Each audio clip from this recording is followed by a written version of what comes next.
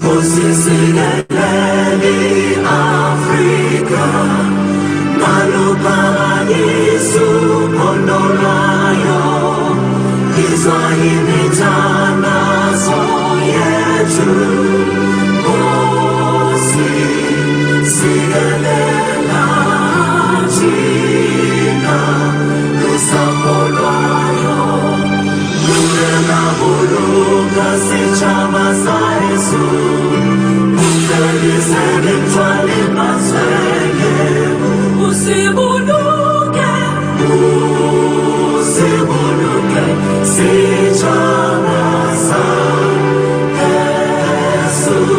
Sichama South Africa, South Africa.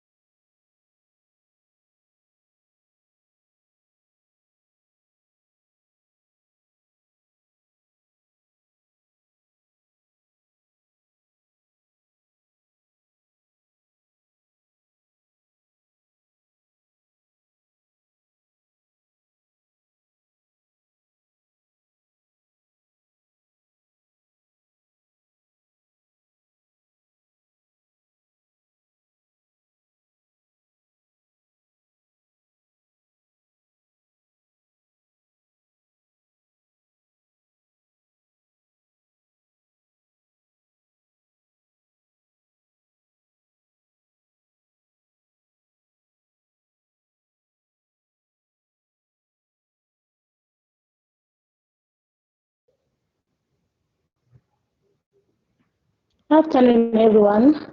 My name is Umanyano. I'm the leader of the LGBTIQ+ desk in the Women's League. As we are about to open our program for today, can we please close our eyes and pray? In the name of the Father, the Son, and the Holy Spirit. Hani wana mrena mdumaka rete lang pili mrena mdumaka mo program yarna ka jeku che falukile eleng je falukile mrena mdimo ka re kopa ene wena je falukile o kena ka ra tlhotsana le pelo tsa rena je falukile se re tlo di buang ka je go je falukile ha ene wena mrena mdimo ka o thusang gore di fitlhele ko tsebeng tse utlwang je falukile gore ne kutlwana ka gare ga rena je falukile ha ene wena kopantshang South Africa ka ofela basadi ka ofela mrena mdimo ka o re kenya je falukile ka tlasa matsoa je falukile se re se buang je falukile re le basadi se utlwa le mrena mdimo ke go ene wena mrena mdimo ka o re thusang mrena mdimo ka gore ha re tloa monana je falukile mo kopaneng re tlo iqalang ka je ko mrena mdimo ka re una le se re jetseng je falukile e sa le setlhare je falukile mrena mdimo ka se re tlo jwang re ja re buna mo sona mrena mdimo ka ha ne wena mrena ka re telang pele mo tsatsing la ka je ko me la ra la me tshepo amen. Leaders, President Batabile Dlamini, the NEC members, everyone, all protocol observed. Comrades, as today we are about to discuss women, the erasure of women in decision making, I would like to take this opportunity just to acknowledge a few queer women who we have forgotten that they also made sure that as a queer people, we are heard. The likes of Bev Dizzy. She was the first lesbian woman who was a delegate at the historic Fourth World Conference of Women in Beijing. The historic speech that Bev gave at the age of 24 in September 1995 focused on including lesbian rights in dialogues about empowering women. And it marked the first time the United Nations was addressed on LGBT issues. Bev is a good example of the erasure of women decision making because she was forgotten that she was brave enough to address the United Nations of a very sensitive issue that everyone felt so uncomfortable to discuss, the LGBT issues. I'd like to take this opportunity to acknowledge these phenomenal women who contributed to the change out there, and their work will never be erased. Bev Diti, Funega Soldat, Vanessa Ludwig, Rev Yanni Pressman, Prudence Mabele, Lisi Theron, Yudi Simelane, Ntlanhla Mkhize, Julie Makati, Kwepi, Julia Nicole, to name a few. Comrades, your work will never be erased. We salute you. Amanda.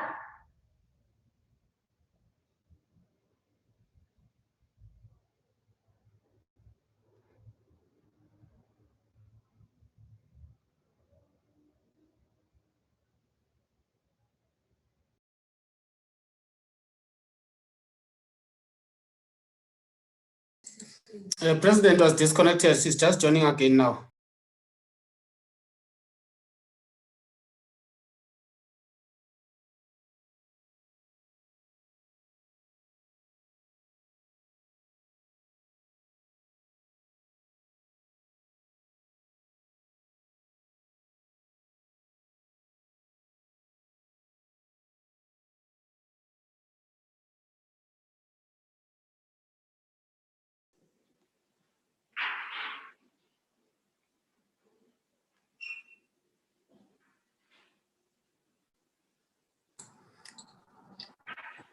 It's a 10 mile, you may take off.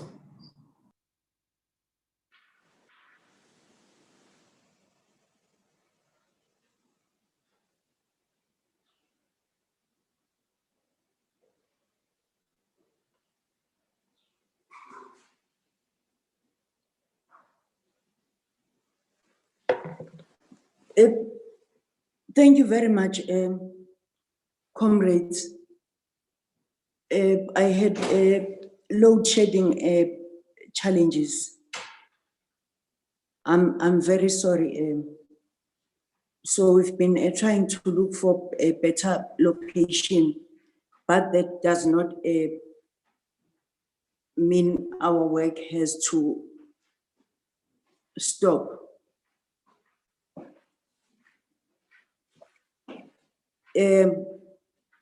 Let's again greet the members of the National Executive Committee that decided that we must have Umanyano.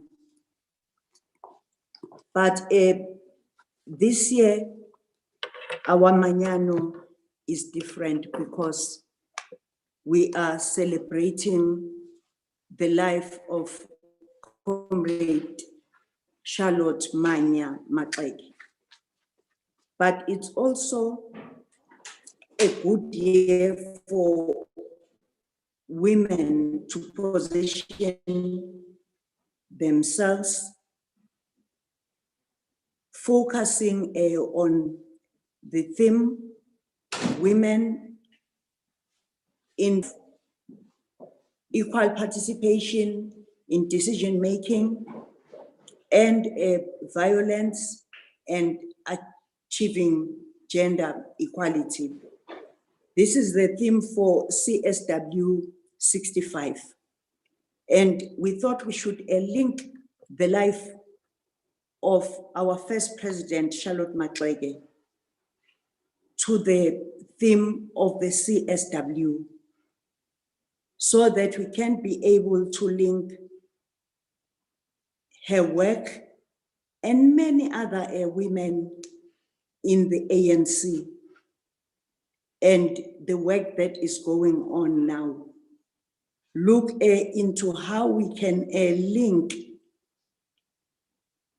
our themes, generational equality, whilst also we look into sustainable development goal, and ensure that whilst we move towards sustainable development goals, issues of women's representation in decision-making body are not left out. And we must be able to define what we mean by generational equality, and also deal with the issues of discrimination of women at the workplace, deal with the issues of equal pay for the work of equal value, deal with the issues of ending poverty, and see how we can use this period of COVID-19 to deal with the issues of women, eradication of poverty, but also fight violence, because violence escalated during COVID-19. Up until today, women are dying because of violence against women. But what's also important, we've agreed as the Women's League that we are not only going to celebrate Charlotte Maxeke, we are not only going to celebrate a Beijing Platform for Action. We have to be action-oriented, because the Beijing Platform for Action and the declaration is very clear on issues of women.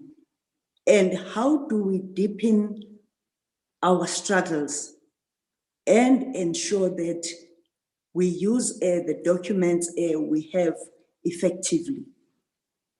Even issues of environment are in the Beijing Platform for Action. Issues of the fourth industrial revolution must be part of the work we are doing. We've invited, I am co-chairing with Nombulelo Nyathela, and we've invited leaders that are going to listen to the two young women. Each have 3 minutes to raise their issues, the position of young women right now. How do we ensure that we are intersectional in our approach, and we also try and harness the energies of young women so that they have confidence and also believe in the work that was done by women before them. Because if you do not believe in those that were there before you, you lose a lot. We've also invited the ambassador of Palestine in South Africa, Her Excellency Hannah Jara. We've invited President Gertrude Mongela, who was the chair of who was the president of the Beijing Platform for Action, and left us with a very good program of action. We've also invited President Ellen Johnson Sirleaf, who came as president during difficult times, but was able to hold the country. And we must know the challenges she faced during her period, but also the legacy that she has left, and how do we learn from the work she has done. Comrade Kosazane, who is a member of the NEC of the ANC Women's League, a member of the ANC, NEC and the Working Committee, as well as a minister of local government and a traditional leadership.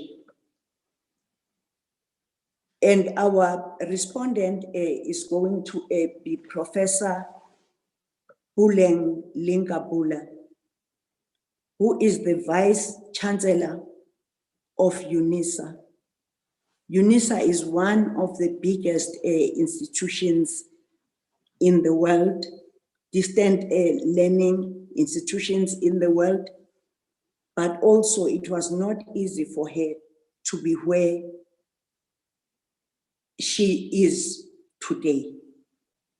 So we must all understand that for everything we have, we must fight and not just commemorate or prepare for the coming days of CSW 65. We must, at the end of the celebration of Charlotte Maxeke, have something to take forward that will put women in a better position. Over to you, Nombulelo.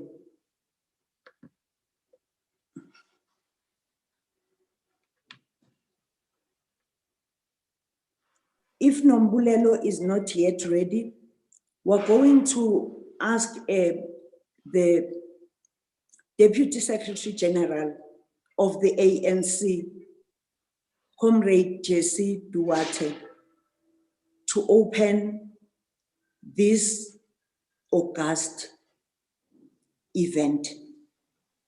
Comrade Jesse is a leader of the ANC. She is a veteran of the ANC, but also she is a leader of women. She worked with women like Masisulu, Mashope, Frini Chinwala, and many other women that have made a difference in the country. But also, as we speak, she is the only woman that is in the top 6. And when I think about her, I always think about Charlotte Maxeke, who was always amongst men, who at some stage discussed in her presence whether she should attend the founding conference of the ANC or not. Over to you, DSG. Thank you very much, Comrade President. It's indeed a great honor for me to be opening this particular dialogue in the presence of great women such as President Sirleaf, our own Comrade Nkosazana Dlamini Zuma. I saw also Madam Gertrude Mongela as part of the dialogue, and also the Palestinian ambassador who is with us this afternoon, and many, many other women who have given their entire lives to the emancipation of women and to ensuring the inclusion of women in all of life's participations. One thing that I would like to say as I open this is we live very much in a neoliberal global world at the moment. And women are the subjects of the patriarchy that owns the global community of economics and, unfortunately, politics. And I also believe that when we speak of action, one of the things that is beginning to happen to women, and we need to really reflect on this, is that we are kept talking while the men take action to consolidate male participation, patriarchy, and capitalism. And I do understand that there are many women who follow capitalism and believe in its powers to uplift the poor, but we also know that that has never happened. One of the things that I would like to encourage women to do today, as we discuss, is to look very firmly at what are these actions that will make a change in our lives. What will bring us a new way of participating? One of the things we do, and we do so well, we negotiate in our organizations, all of us, for men to lead. And we actually negotiate against women, and we negotiate for women to remain a minority in many of the decision-making structures that we have. And this is a disadvantage we must overcome. Is it not time for men to negotiate with us as to who should be the leaders, and we make the bold choices about leadership? It is for that reason that when President Sirleaf was elected one of the first women in Africa to hold the position of president, we all applauded. And the only other country that ever had a woman head of state was followed by Malawi. Ethiopia had a woman president who stayed but was more ceremonial than active in decision making. We need to change that. We need to make changes that are bold, strong, and really not committed to any perspective that any male domination might wish to have. Economically, women suffer the most. And when there are wars, it is women and children who are the real victims of wars, not the people who started the wars or declared wars, not the people who sell the arms for wars to continue and to deepen. It's women and children who are the ones who die, who are left homeless. Women know about the markets. It's not as if we have no understanding of how markets work and how trades and industry ought to work. We are the ones who have to negotiate on a daily basis the price of bread and milk and meat and transportation. So it is also time for us to remove the yoke of elitism and to look beyond the needs of middle-class, well-educated women and wheel back to understand the real issues of working-class women. I want to applaud my comrade Nkosazana Dlamini Zuma, for her bravery and for her ability to make sure that there is no one that misunderstands the position that she carries, whom we all respect very, very much. So with those few words, comrades and friends, the NEC of the Women's League, it is time to go beyond talking. It is time to go beyond signing declarations of intent. It is time to go beyond petitioning men for our rights. It is time to take action. Gender-based violence will not end in our lifetime unless we make it end. unless women stand together and make sure that no woman is ever the victim of any form of gender-based violence, and that femicide is totally undermined and eradicated. I wish to thank you, President, for having invited me here.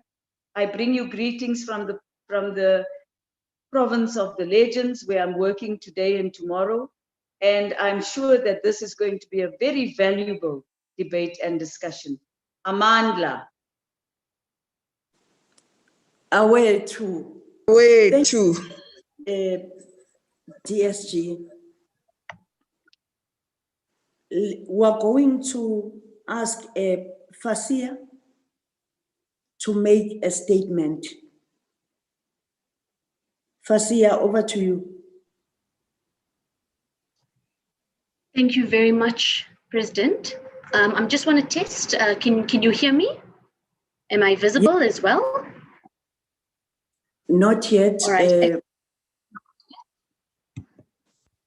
Okay, I have unmuted and I have turned on my video, so it should be okay. I'm not too sure what the delay is, but I also don't want to mess up in terms of time. So President, I'm just going to get straight into it. Can I just confirm that I'm audible? Yes, you are audible, Fasia. Okay. Thank you, President of the Women's League, Mambata, to the DSG of the ANC, to the various dignitaries who've joined us, NEC members, the Young Women's Desk, all protocol observed. I want to firstly thank the desk for creating that space, and the Women's League for creating a space in order for us to speak about something that I think we don't often enough, particularly on the erasure of women and young women in particular. We come from a history of erasure. Millions upon millions of women who have done incredible things that we will never truly know. And it's not just something that's happened today, it's probably since the beginning of time. We've had our voices silenced. We've had situations in which we've been completely written out of history, and our contributions seemingly are non-existent, even though we know that's not the case in reality. I also want to talk about, in particular, young women. Who face a multitude of layers of oppression. Not only are we women, but we also face the issue of being young, and we also face the issue of people not taking us seriously. And this plays itself out in a number of different ways, and that's the point that I want to make. Erasure happens on a multitude of levels. And in order for us to eradicate that erasure, we do have to understand it and understand that the dismantling begins on a number of different levels. I'm going to speak about two main things. And the first is my experience as a Fees Must Fall leader in 2015-2016, where the majority of us as women, not just led, but created an environment within the protests for there to be success. And yet what we observed and what we saw were men taking credit, were men being acknowledged.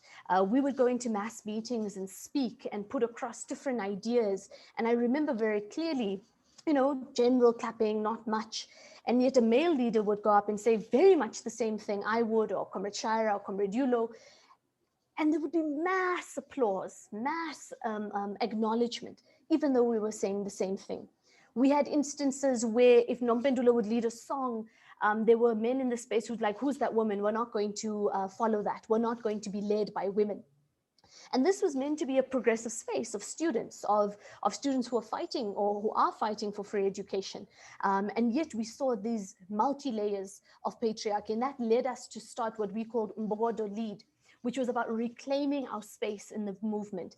We sang songs of Mam Winnie, of Helen Joseph, of Mam Charlotte Matlake, and a number of different women leaders who were also written out of history. And it was only because of the deliberate intervention and deliberate attempt to force our way back in did we actually do that. And that's one of the lessons I want to put across, that it's not going to happen by default. It's not going to happen as a by the way. The inserting of ourselves as women in our rightful place has to be deliberate and has to be specifically intervened with. I also want to talk very quickly about my experiences in this legislature and as one of the youngest, or the youngest MPL in Gauteng. It's an interesting thing. Very often, there's very few women at the table, number one. But of course, I'm the youngest person at that table and the youngest woman in that space.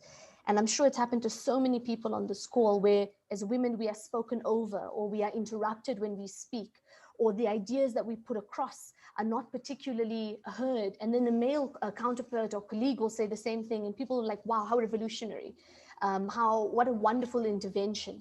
And sitting in this space, watching it unfold before my eyes has been a very interesting experience, but has also done two things. I think it's made me more angry, more militant in that approach, but it's also shown me how we have to put our foot down and we have to reclaim that space and be unapologetic in when we do so. A lot of people will call us many names, and I'm sure it's happened to so many women here on this platform, about our aggressiveness, about how we always take what we need to do, and take the bull by its horn, so to speak. But that's not something we need to be apologetic for. And that's one of my last takeaways, that in effect, in addition to being deliberate in putting ourselves back into the space, we have to be unapologetic when we do so, because we're leading the pathway for so many more women who will come after us. So I just really also, before I close, just want to appreciate the work of so many women also on this platform, who have paved the way for myself and other women to enter into that space, and also create a space where we are fighting slightly different battles. It means we are starting to see the succession of struggle. And for that, I'm incredibly grateful and really want to thank you, Mambata, Mam Jessie, and so many other, Mam Nkosazana as well, and so many women on this call who have laid that pathway for us. So in closing, let us continue to pave that path for other young women. Let's be deliberate in our attempt, and let's, of course, be unapologetic. Thank you very much. Thank you very much, Fasia. That is why we must ensure that there is generation equality. You cannot have generation after generation fighting for one and the same thing. One of young women that was supposed to speak today is the Treasurer General of the South African Students' Congress, and also a young women's desk leader, Tabile Dlamini.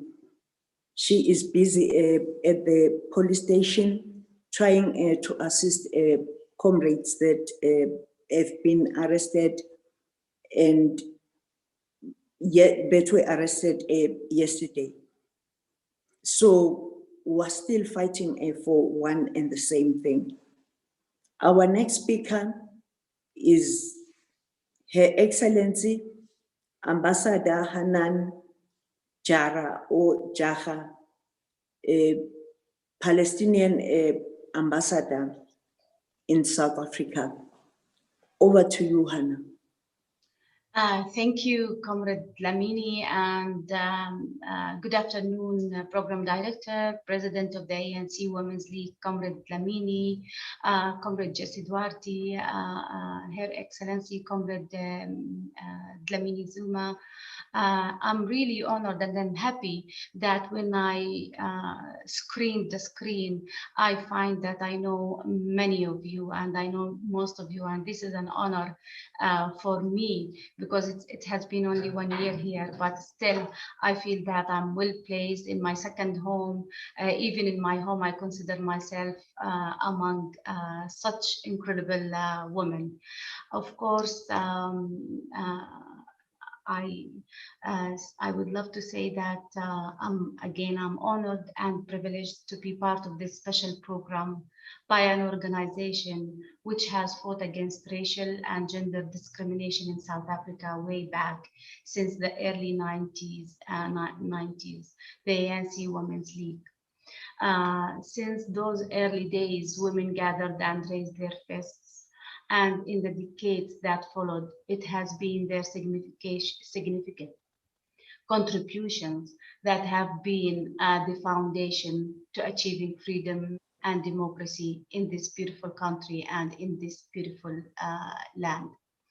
The global theme of this year's International Women's Day, Choose to Challenge, resonates in the history of both our countries and our people, the South Africans and the Palestinians. I come from a country where my people are still resisting against apartheid and prolonged occupation. Israel's rule over the Palestinian people, wherever they reside, collectively amounts to a single regime of apartheid. Palestinians living inside Israel can vote, but cannot legally organize against the system of the Jewish supremacy. In East Jerusalem, which is supposed to be the capital of the Palestinian people, Palestinians have residency rights, but not citizenship. Within the West Bank, Palestinians live under Israeli military law and have no citizenship. In the Gaza Strip, Palestinians have no citizenship and they are living in the largest open-air prison in a very small, tiny area. Palestinian women have always been at the forefront of resistance, like the brave and courageous women who fought the apartheid regime in South Africa a long time ago. I believe there has never been any uprising against oppression, colonization, or racial segregation anywhere in the world that wasn't shouldered first and foremost by women. In Palestine and in South Africa and in the Middle East, where we have seen recent uprising, it's no different. Our voices are loud and clear in all struggles in relation to justice and human rights. What is wrong, however, is that the Middle East, where I come from, societies are plugged with patriarchy. I would say because of and not despite of years of colonization, occupation, and marginalization. Part of the liberation struggle then is to liberate women from occupation first, and secondly, from the patriarchal hegemony. As the feminist movement motto in Palestine says, there is no free homeland without free women. I must today state that Palestine aims to protect Palestinian women and girls from violations of the Israeli occupation first and foremost. Second, it aims to hold the Israeli occupation accountable nationally and internationally for their violations, systematic violations against human rights. Third, it aims to enhance the participation of women in decision-making processes, including peacemaking and conflict resolution, both on a local and international level. My presence here in South Africa, in the African continent, a place that is not familiar that much for Palestinian women to be serving in, is a testament of this commitment that we can and we are willing to serve everywhere. As for the efforts that has been taken, we have to mention a resolution that has been adopted to ensure the participation of women in the recent reconciliation process between the internal Palestinian factions in the state of Palestine, between Fatah and Hamas. Again, also we had adopted a resolution that states that Palestinian women has a quota of 30% to participate in the coming Palestinian elections that will take place on the 22nd of May.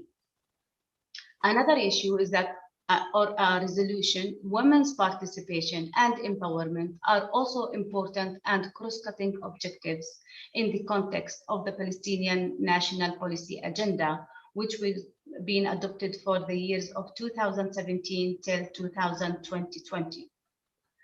In 2017, the State of Palestine established the National Committee for the Harmonization of National Legislations with international treaties and conventions. The committee has commenced its work by reviewing the applicable penal law and has already set its priorities concerning the other legislations that will be reviewed by its members to ensure their compliance with international standards regarding the respect of human rights and gender equality. Also, we have to mention, and it's important, that the State of Palestine adopted CEDAW as one of the early countries in the Middle East to do so without reservation, which means that we really give, because of course of the pressure of women's organizations, strong grassroots women organization, this SIDA was adopted without any reservation. So women in our region are organizing, and we must never underestimate the power of grassroots movements and networks, both regionally and globally, which create the necessary space for social debate and ultimately political change. The women of South Africa remain our inspiration, our hope that we too shall overcome and attain freedom and enjoy the very basic human rights that we are fighting for. We look at the women of South Africa as a beacon of hope, not only for the Palestinian women that are living in Palestine and struggling against the Israeli apartheid, but also for women among the 7 million Palestinian people scattered in refuge all over the world who are still looking for South African women and African women in general as a beacon of hope that they can one day return to their homeland and enjoy their freedom in a free state of Palestine. I need to stop here because of the time limitation, but if we are going to talk about the stories of the Palestinian women and draw parallels between Palestinian women and South African women, we will not come to an end. I thank you for your support and extend my gratitude on behalf of the Palestinian women and people for the many, many South Africans who have, in one way or another, stood by us in the request for freedom. Thank you for listening, and thank you again for inviting me for such an important platform to share ideas and opinions. Thank you. Thank you very much, Ambassador. Our relationship with your country is still very strong, and we continue to pledge our solidarity with women in Palestine. Thank you for your presentation. The next speaker is Mama Gertrude Mongela. Mama Gertrude Mongela was the president of the 4th World UN Conference on Women, the Beijing Conference. And there is one thing that we always ask ourselves: how did she make it her responsibility that all women throughout the world knew about a Beijing, and even men knew about a Beijing? And that is one thing we need to sustain.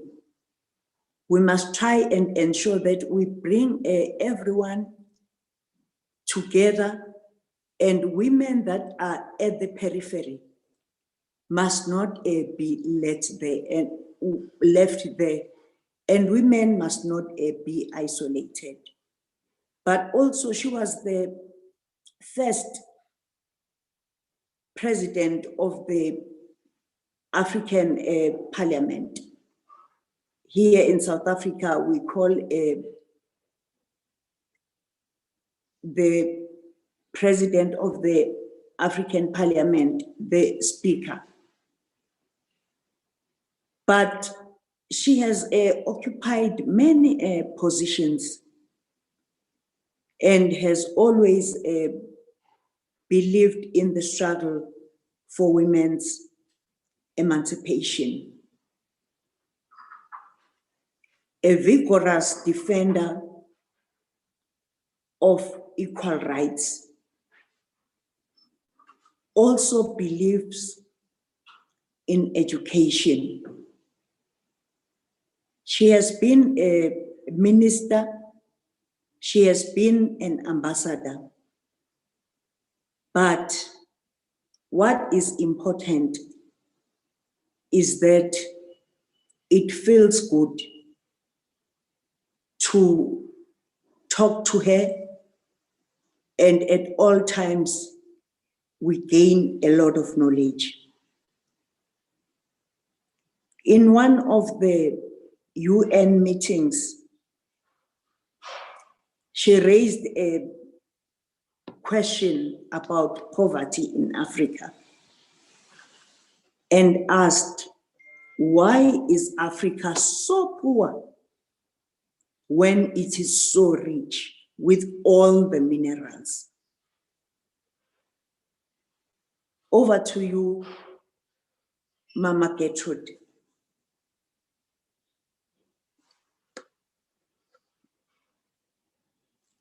Please unmute, Mama.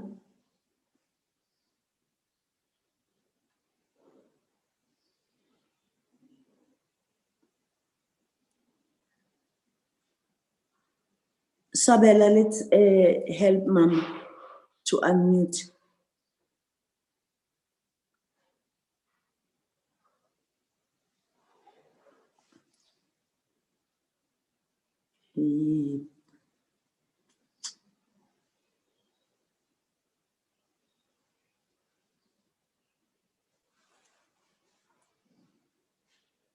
Sabela,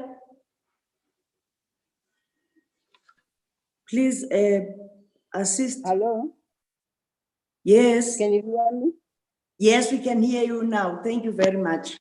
Yeah, thank you very much. And maybe that's where I should start my speech or my presentation. You see the technology and the way it's going to marginalize the women of the African continent if we are not careful. That is one of my biggest worry, that we have been marginalized for years, and now with the technology coming in, and I'm also afraid of the fourth industrial revolution. If we are not smart enough, we'll be left out. We've been left out in so many revolutions, and I would like to start from there. My dear sister, first of all, I would like to thank the chairperson for having invited me to this meeting. I thank you. You are a sister, you are a darling, like all the African sisters I've met. You have kept us moving all the time in all meetings, reminding us our responsibility for the struggle for liberation, not only of the African people, but the liberation of women. My dear sisters, my dear Mama Zuma, Ellen Johnson, my president, and the rest of you, I would like to say, as we celebrate the great women like Jarod, we should always say, if they made it, why not us? That should be the biggest question. But as the chairperson said at the opening, I think we've talked enough. We now have to take action, because the men have been very smart. Every time we talk, they take action. I remember during the preparations of the Mexico conference, many voices were directed to the sharing of responsibility between men and women. You know what the men did? When they heard the women complain about washing nappies, cooking, and so on, they then discovered the dishwasher. They discovered the disposable nappies. They've been moving always. When they listen to us, they move on. But what they've managed to do is not to leave their seats. So we have to find a way to kick them out of those seats so that we can really manage the word and change the word as it should be. Now, I would like to raise some questions rather than give some important messages. One thing is this question of intergenerational dialogue or linkages between generations. We must remind ourselves it's an African culture of passing over information, knowledge from one generation to another. I think there's something going on wrong in our education. Where did we go wrong? How did we depart from that beautiful culture where the mother passed on information to the daughter, where the grandmother passed on information to the granddaughter, and so on and so forth? This is a question we must address it if we want really to have the intergenerational linkages, and so that whatever we have achieved in our struggle for the liberation of women can be passed on from one generation to another without creating a space and without letting the new generation lose or having to start again to rediscover the wheel of what we have gone through. The other thing I want to raise today is the whole question of indigenous knowledge. I keep on thinking, after 25 years of Beijing, that do we need to discover new methods or strategies for us to achieve what we decided in Beijing? And I think we have to do it. We have to be smart. Look for strategies which do not bring conflict in society, but strategies that will enable women to take their rightful positions. I'm just giving simple examples. I'm looking at the whole question of water. When I was a girl, I used to run to the well to look for water before I went to school.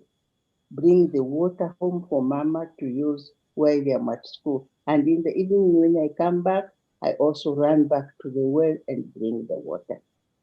I'm seeing so much change in our technologies, and our governments are fighting to get the women to put down the payers. I mean, in Tanzania, we have been saying that we have to make sure that that pail which is full of water must be taken down from the head of the woman. I say it's a very good idea, but we must be careful. How much have we involved ourselves in that technology, the water technology? Aren't we going to be again marginalized, going to be buying water which we did not contribute to, and therefore having to go another poverty? We used to go to the well and get water free of charge.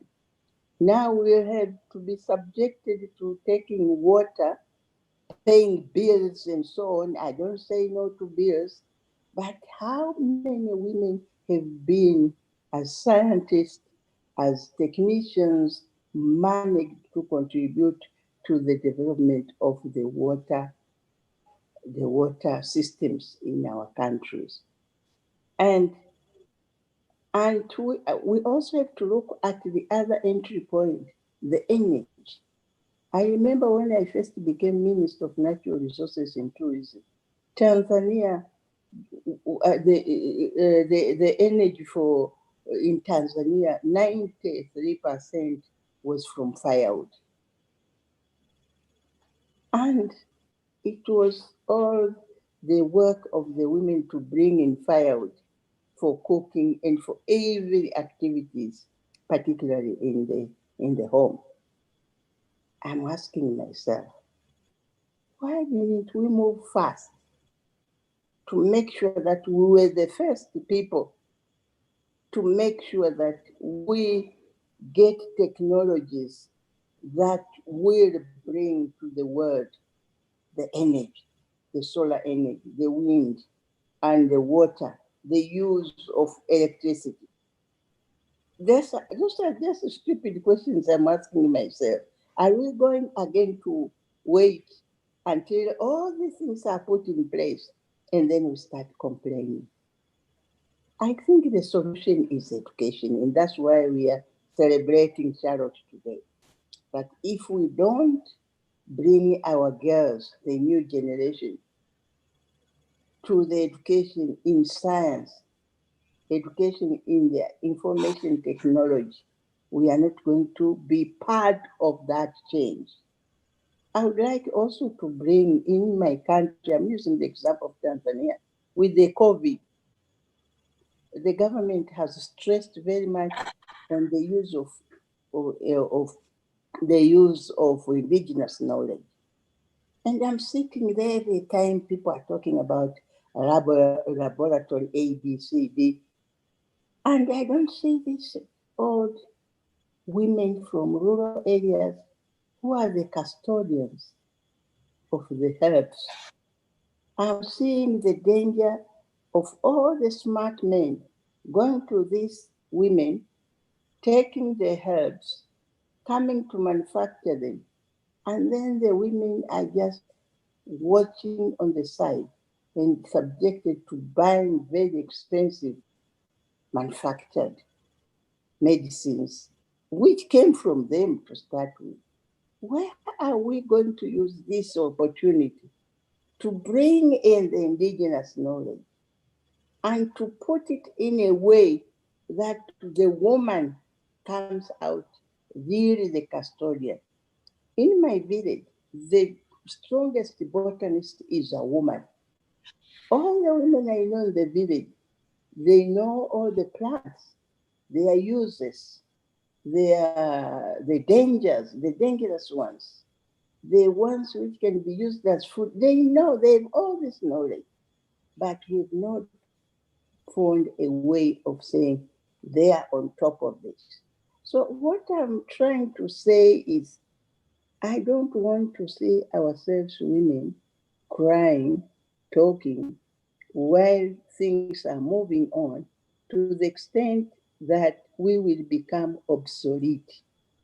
In fact, the first time when I was young and heard of the test tube baby, and I said, wow, so the women are becoming obsolete. In society, we're valued because we gave birth. But now, if people are going to be manufactured in test tubes, where is the role of the mother? How are we protecting our responsibility in a very modern scientific way that we are not put to be obsolete, but we become the agents of change? My dear sisters, this is nonsensical talking. It's an imagination. I'm just trying to imagine if we don't move fast, if we don't get into actions that will make a difference and still protect women as very important agents of change, we might be repressed by technologies. We might be, our scientific knowledge might be repressed by those who are smart enough to get it out of us. And this is my worry.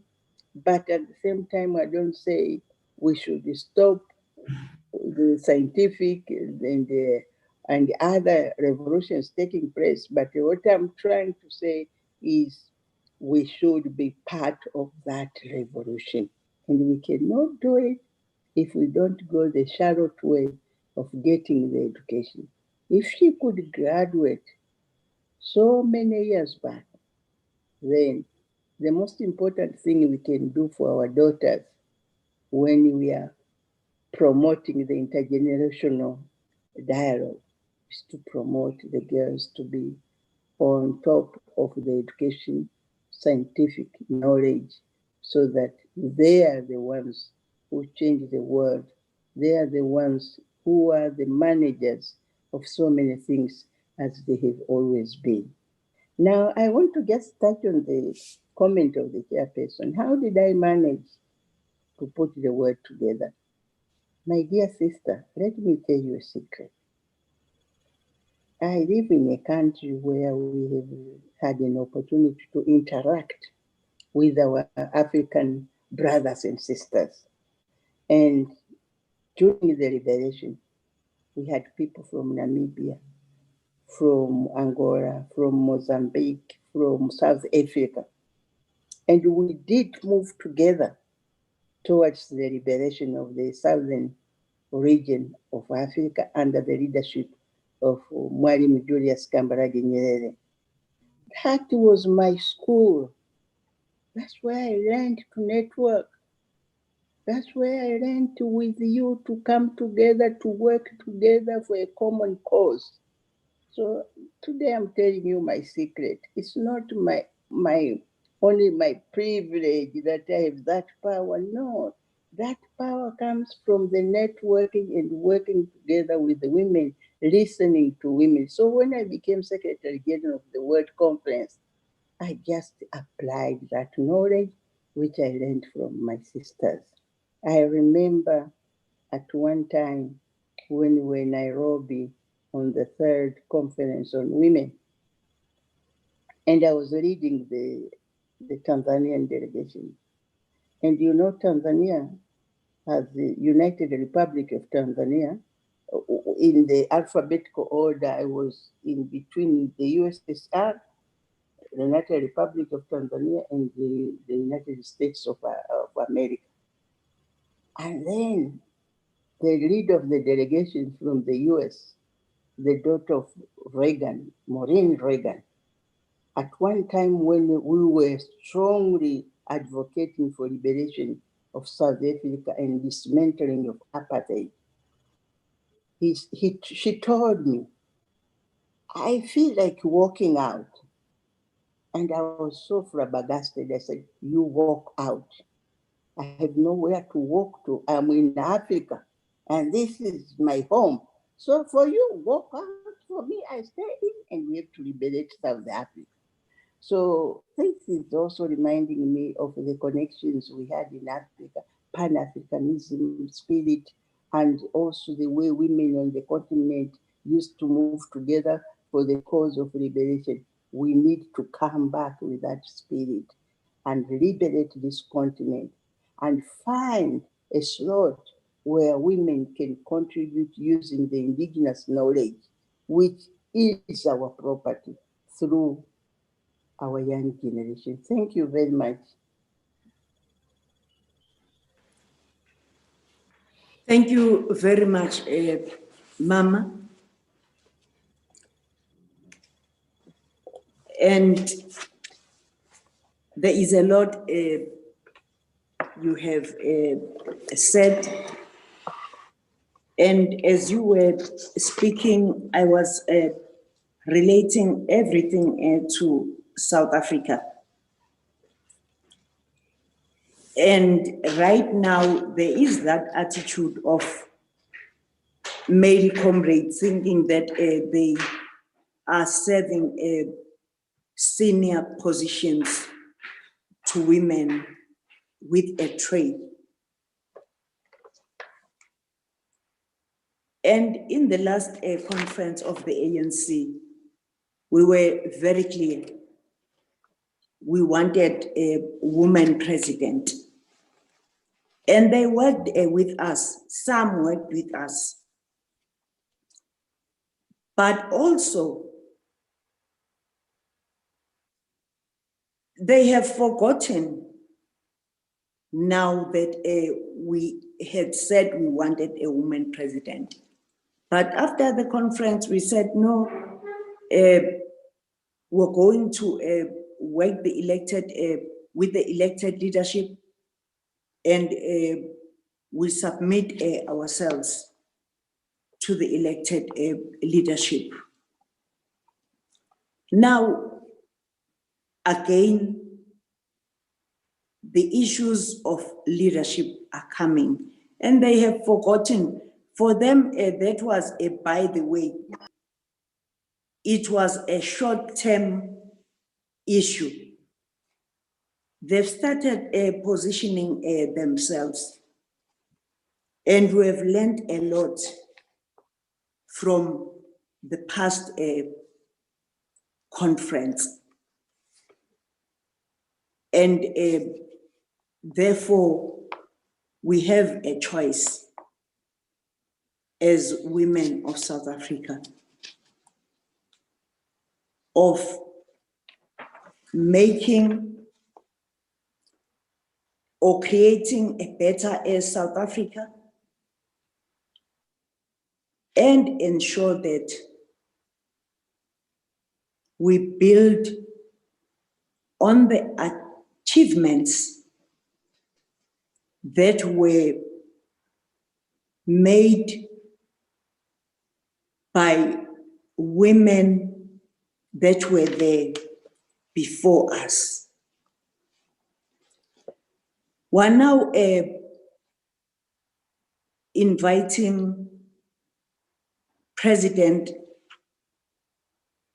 Ellen Sirleaf Johnson Sirleaf,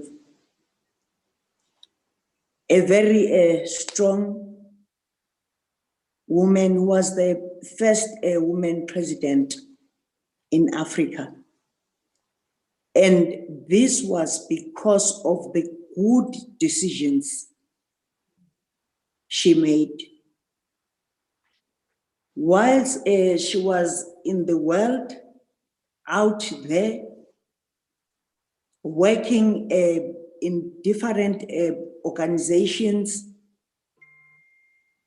and some UN instruments, she never forgot about home. But also, when she saw that things were not done in a correct way, she fought. And when she realized that the people she was working with were fighting wrongly, she left them. She did not stay there because she started working with them. She made a big decision for the sake of the country. But also she never gave up. Even after being under house arrest for 10 years, she came back and fought.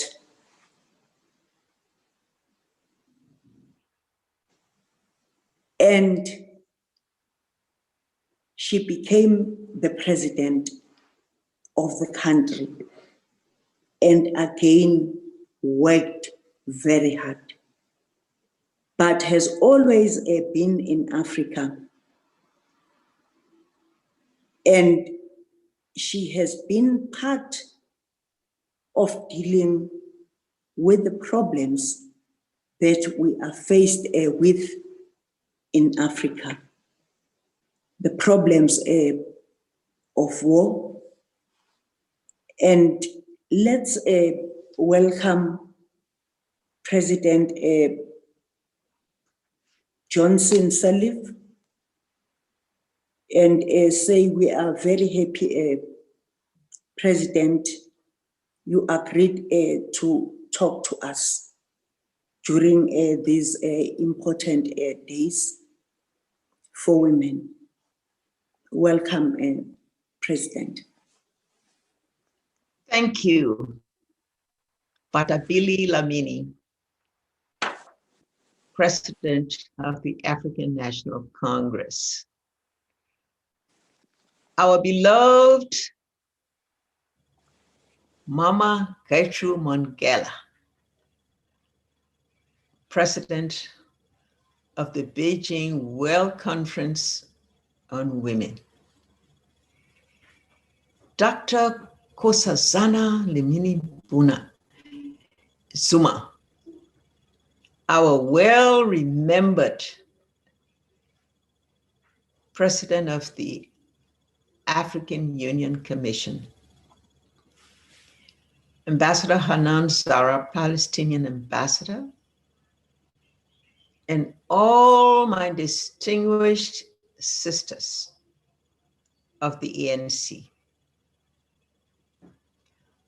I am pleased and honored to have been invited to join you today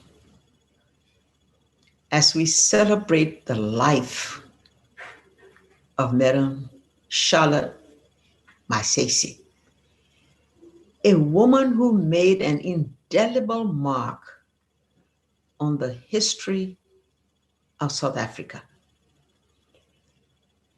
I'm also delighted to join notable sisters on this virtual platform. I did not know anything about this giant of history until I read about her after receiving your invitation. This reflects the history of many women who led, struggled, researched, discovered, made peace, healed, taught, and suffered, and who have never been recognized for their groundbreaking and transformative contributions. Our lives and the history of our countries would have been very different without them.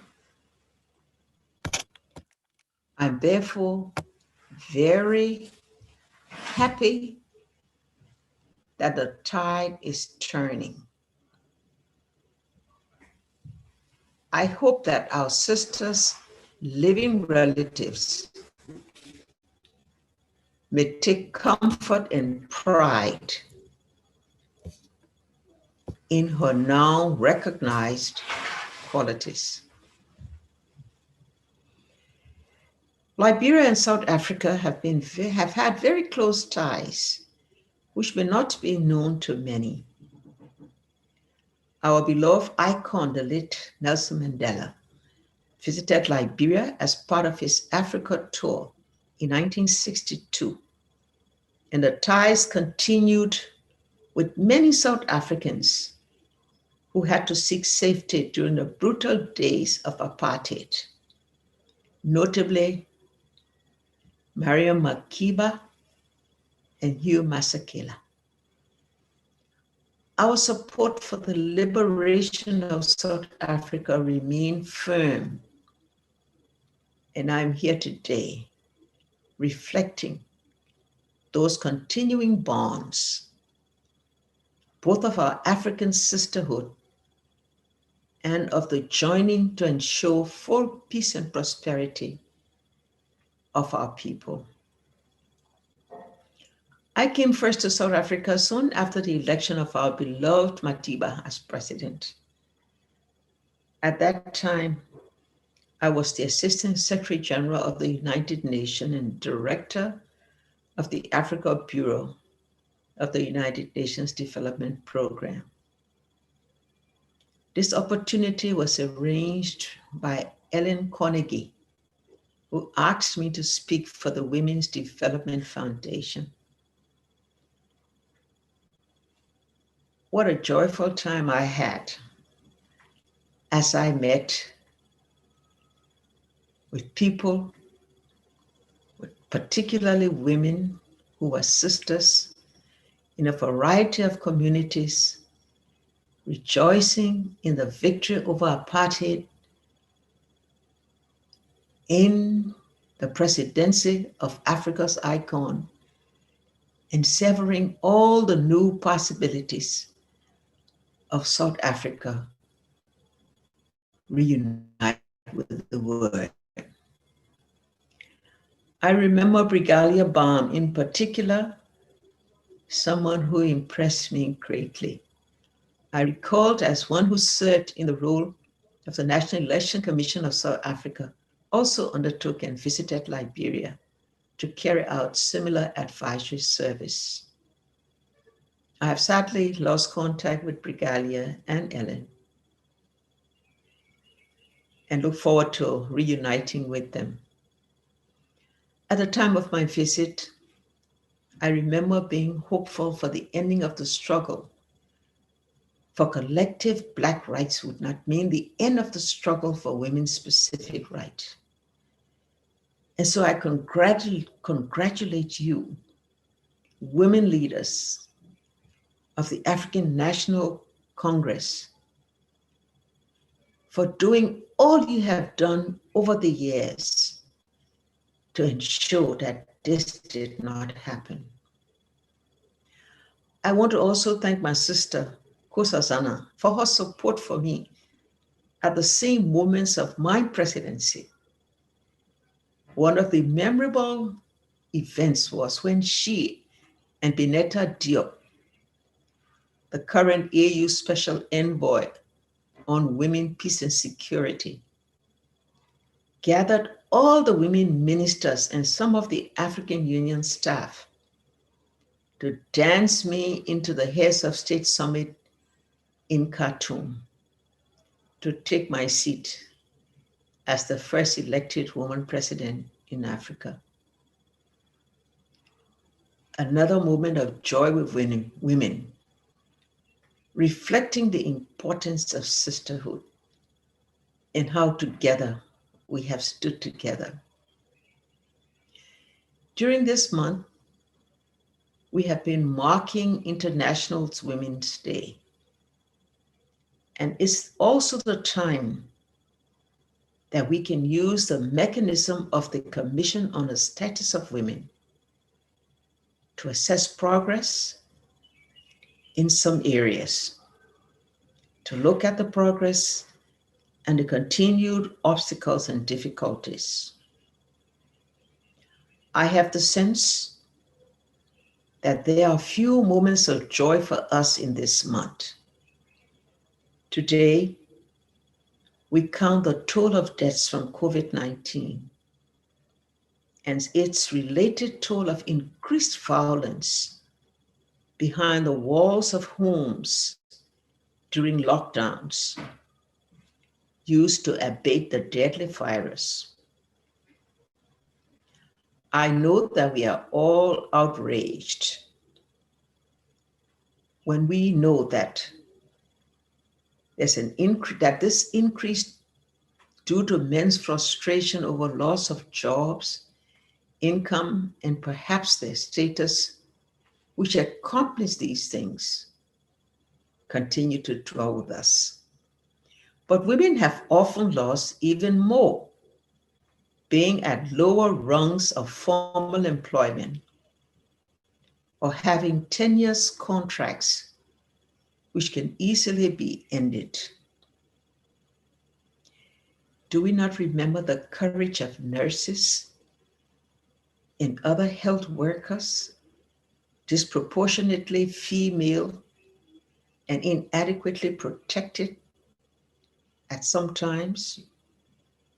Should they not be equally frustrated, or even more so when some men still won't help with household work or the care of children, in spite of not going out to work? How have women fared in this new world of COVID-19? On one hand, they have been recognized for being the ones who when in having urged the recognition of common humanity and called for global solidarity in the provision of vaccines and other treatments to mitigate the effects of the deadly virus.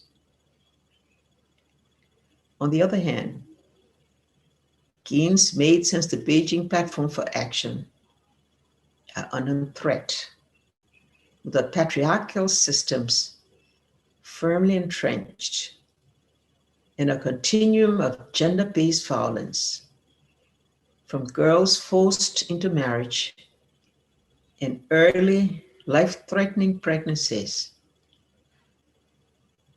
through an increase in violence in the private home spaces as women became more isolated due to the lockdowns and other pandemic halting measures. But we cannot be daunted by this.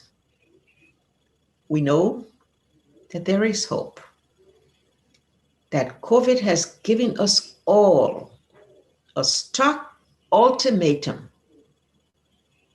to come together, to work together, to be together in peace and solidarity if we want to see this earth continue and to see the survival of humanity. We must let men know that they must not be afraid to share power. They must now accept that a bleak future awaits if some continue to be oppressed and excluded. Once again, I believe COVID-19 and the exposed injustices and inequities will lead to a bright future, a horizon when we come together to share power, find solutions. No more treading water for women, but with quick collaboration, a swim to the safety of shore.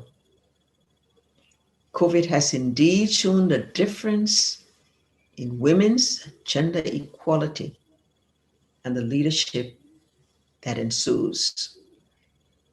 Many reports and discussions show that countries led by women did better on the whole.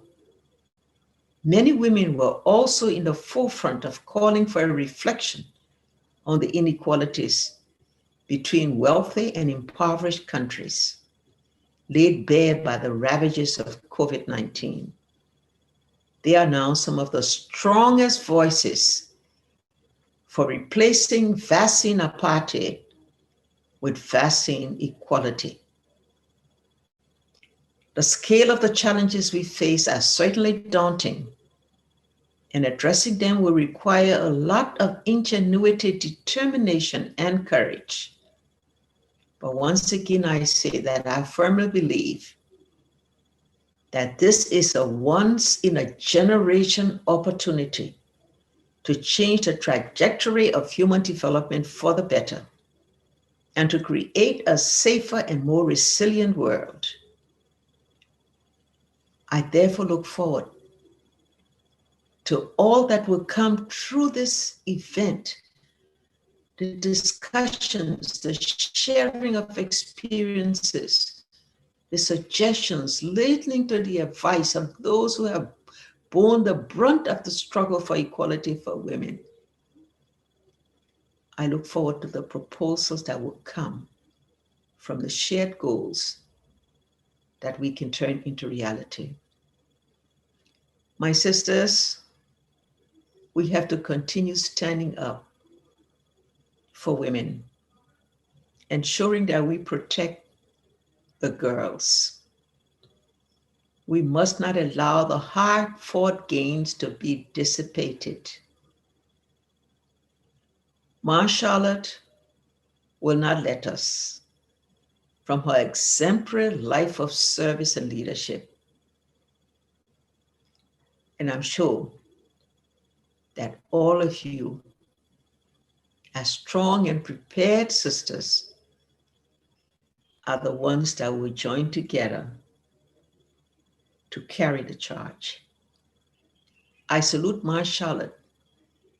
May she rest in peace and power. And I salute you all, sisters, for your outstanding leadership for humanity and a better world. I thank you. Thank you very much, President. We highly appreciate your presence here, and we highly appreciate your words that are encouraging, but at the same time, that are calling on us to be combat ready. And you have reminded us that this is not easy. It needs a commitment. Thank you very much. Our next speaker is Comrade Nkosazana Dlamini Zuma, who grew up in the youth movement and was a vice president to Stephen Biko. And when things were difficult, she left the country and continued fighting for the liberation of the people of South Africa. She is one of the strongest and finest cadres of the ANC. Very strong, and we have been learning from her about the issue of supporting other women, the issue of being loyal to the struggle for women's emancipation, but also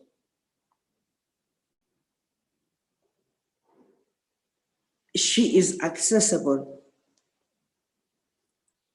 and she has opened her arms to all South Africans. She also allowed us to have a woman presidential candidate in the last conference of the ANC.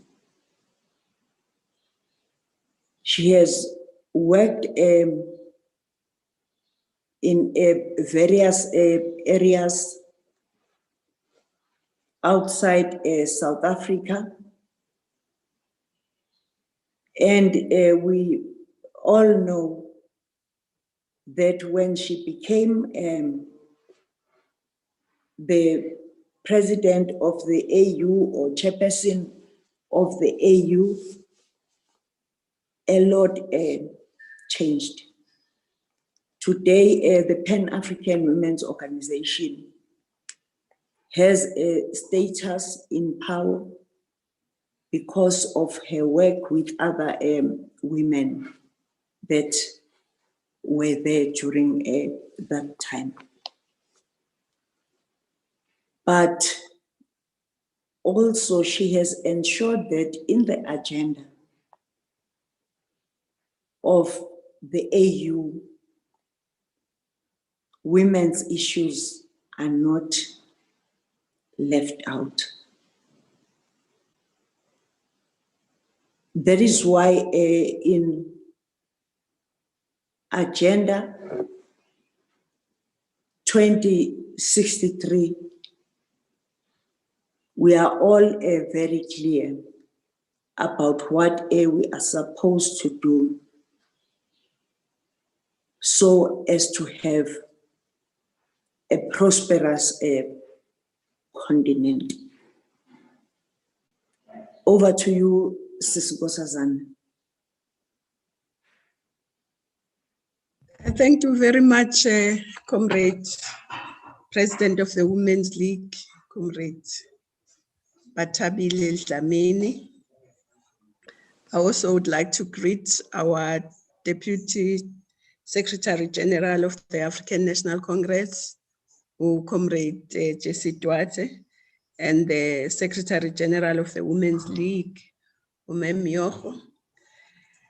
Let me, with humility, greet the former president or the president of Liberia, our sister, Ellen Johnson Sirleaf, who up to now is the only elected woman president. But we also had our sister, as you said, Joyce Banda was president of Malawi. And as we have said, our sister Ellen made us proud. She continues to make us proud as African women. And let me greet Mamo Gertrude Mongela, who presided over the 4th World Conference on Women in Beijing and did a fantastic job, and was the first president of the Pan-African Parliament, and continues to represent women in various platforms. And let me greet our sister, the Ambassador Hannah Jara of the State of Palestine. Let me greet the family and the Charlotte Manyamatleke Institute members, young women who are with us, ANC women who are here, and all the comrades and friends. I feel very humbled for having been invited to speak at this meeting where we are celebrating one of the finest daughters of our continent, Mematleke. Mematleke, having the passion for music. And of course, we know that music in our African culture and traditions plays a very important role. But it also played a very important role in the liberation of our struggle. That's why even our president, our sister Ellen Johnson Sirleaf talked about Miriam Makeba, talked about Hugh Masekela, because they used music to actually promote our struggle. So Mematleke was a musician, and that's what took her to London and eventually to the US. And even today, we should still promote the creative arts, because the arts and culture is the soul of the nation. So she represented the soul of the nation, but she didn't end there.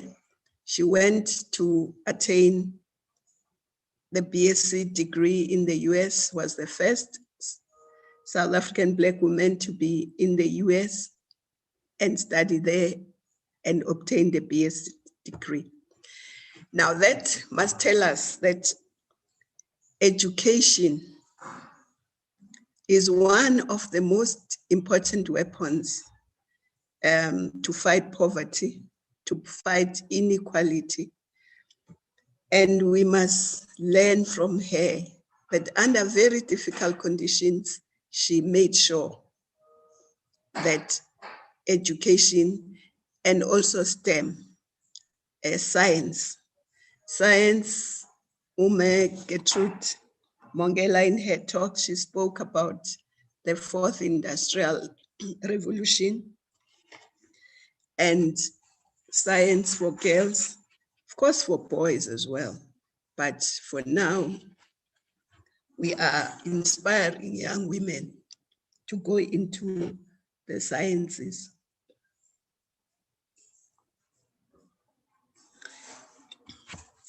And follow in the footsteps of Mematlek. But she did not say, oh, now I'm in America, I've got a BSc degree, I can do a lot in America, I can get a lot of money, I can get employment, let me stay here. No. She came back to Africa, to South Africa, to utilize her knowledge to get more women into education, get more women into decision-making, get more women into politics. She was indeed a trailblazer. And as far as we are concerned, she was the mother of the nation. And she was one of our foremost intellectuals, theorists, feminists, faith leaders, trade unionists. And we can learn a lot from her life. If we look at what she came back and did, she started a church because in South Africa and in Africa generally, religion is one of the important activities and characteristics of our people. So she established a church, but she also established 2 educational institutions. And her love for education and understanding it as a liberation tool made sure that she does contribute to the education of the African child. But she also understood that culture was still playing a big role in our lives, but also in women's lives.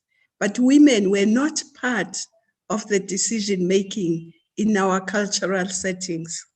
So she was the first woman to participate in the Royal Council of Abatemu.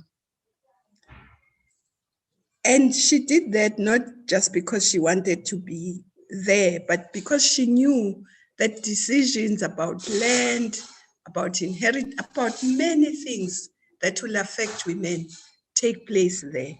And she made sure that the voice of women was there. She was also a defender for workers' rights.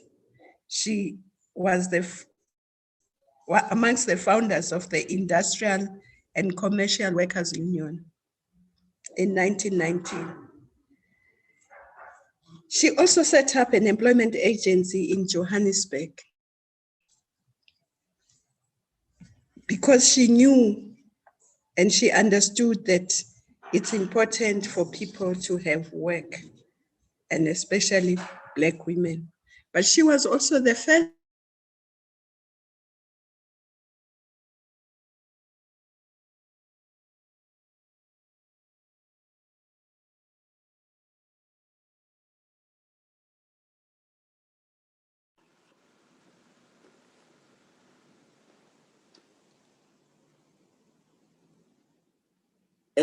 Sister Sazan Frizil.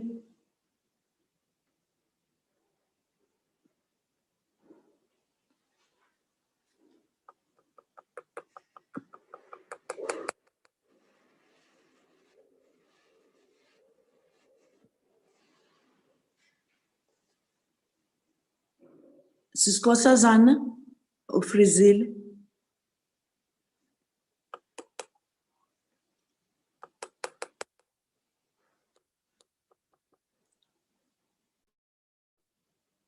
Shanaz.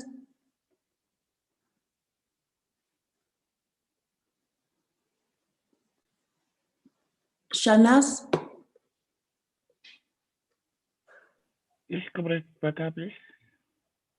Is Comrade Nkosazana in? No, Comrade Bata, please. She has left. She was pushed out by the system. Is she coming in?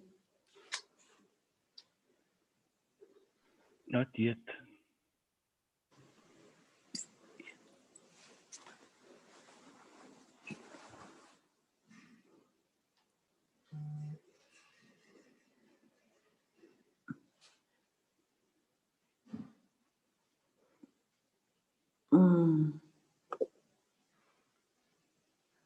Is she coming in? Not yet. Yes, we're coming back now. Oh, thank you. We've been. Thank you very much.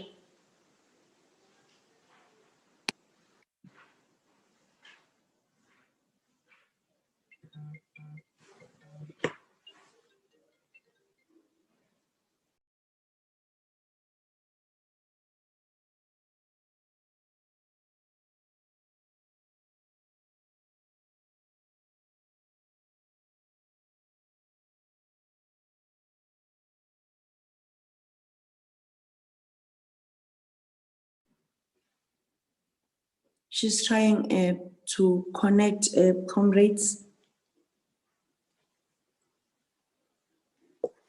It won't take us more than a minute.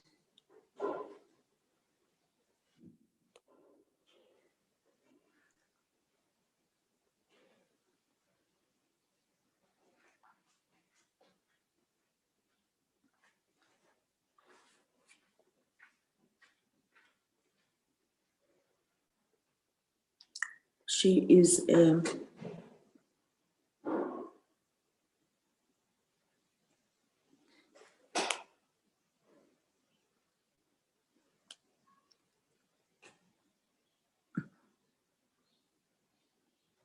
yeah, they are back. Please continue, Sisko Sazan.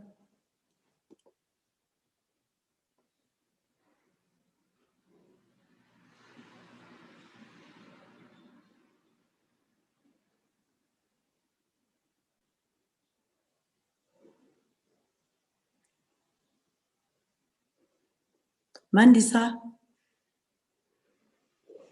I was just saying that Mema Kleke was an all-rounder activist and made sure that in every aspect of our life, she was there to promote not only women, but Black people generally. And I think without fear of contradiction, I can say that she was the most active and probably achieved much more than any man or woman of her time, African men or women of her time. But we don't know about her because women get edited out of history pages, not only in our continent, but generally. And it is up to us to make sure that we put the history of women where it belongs. Our children should know about her.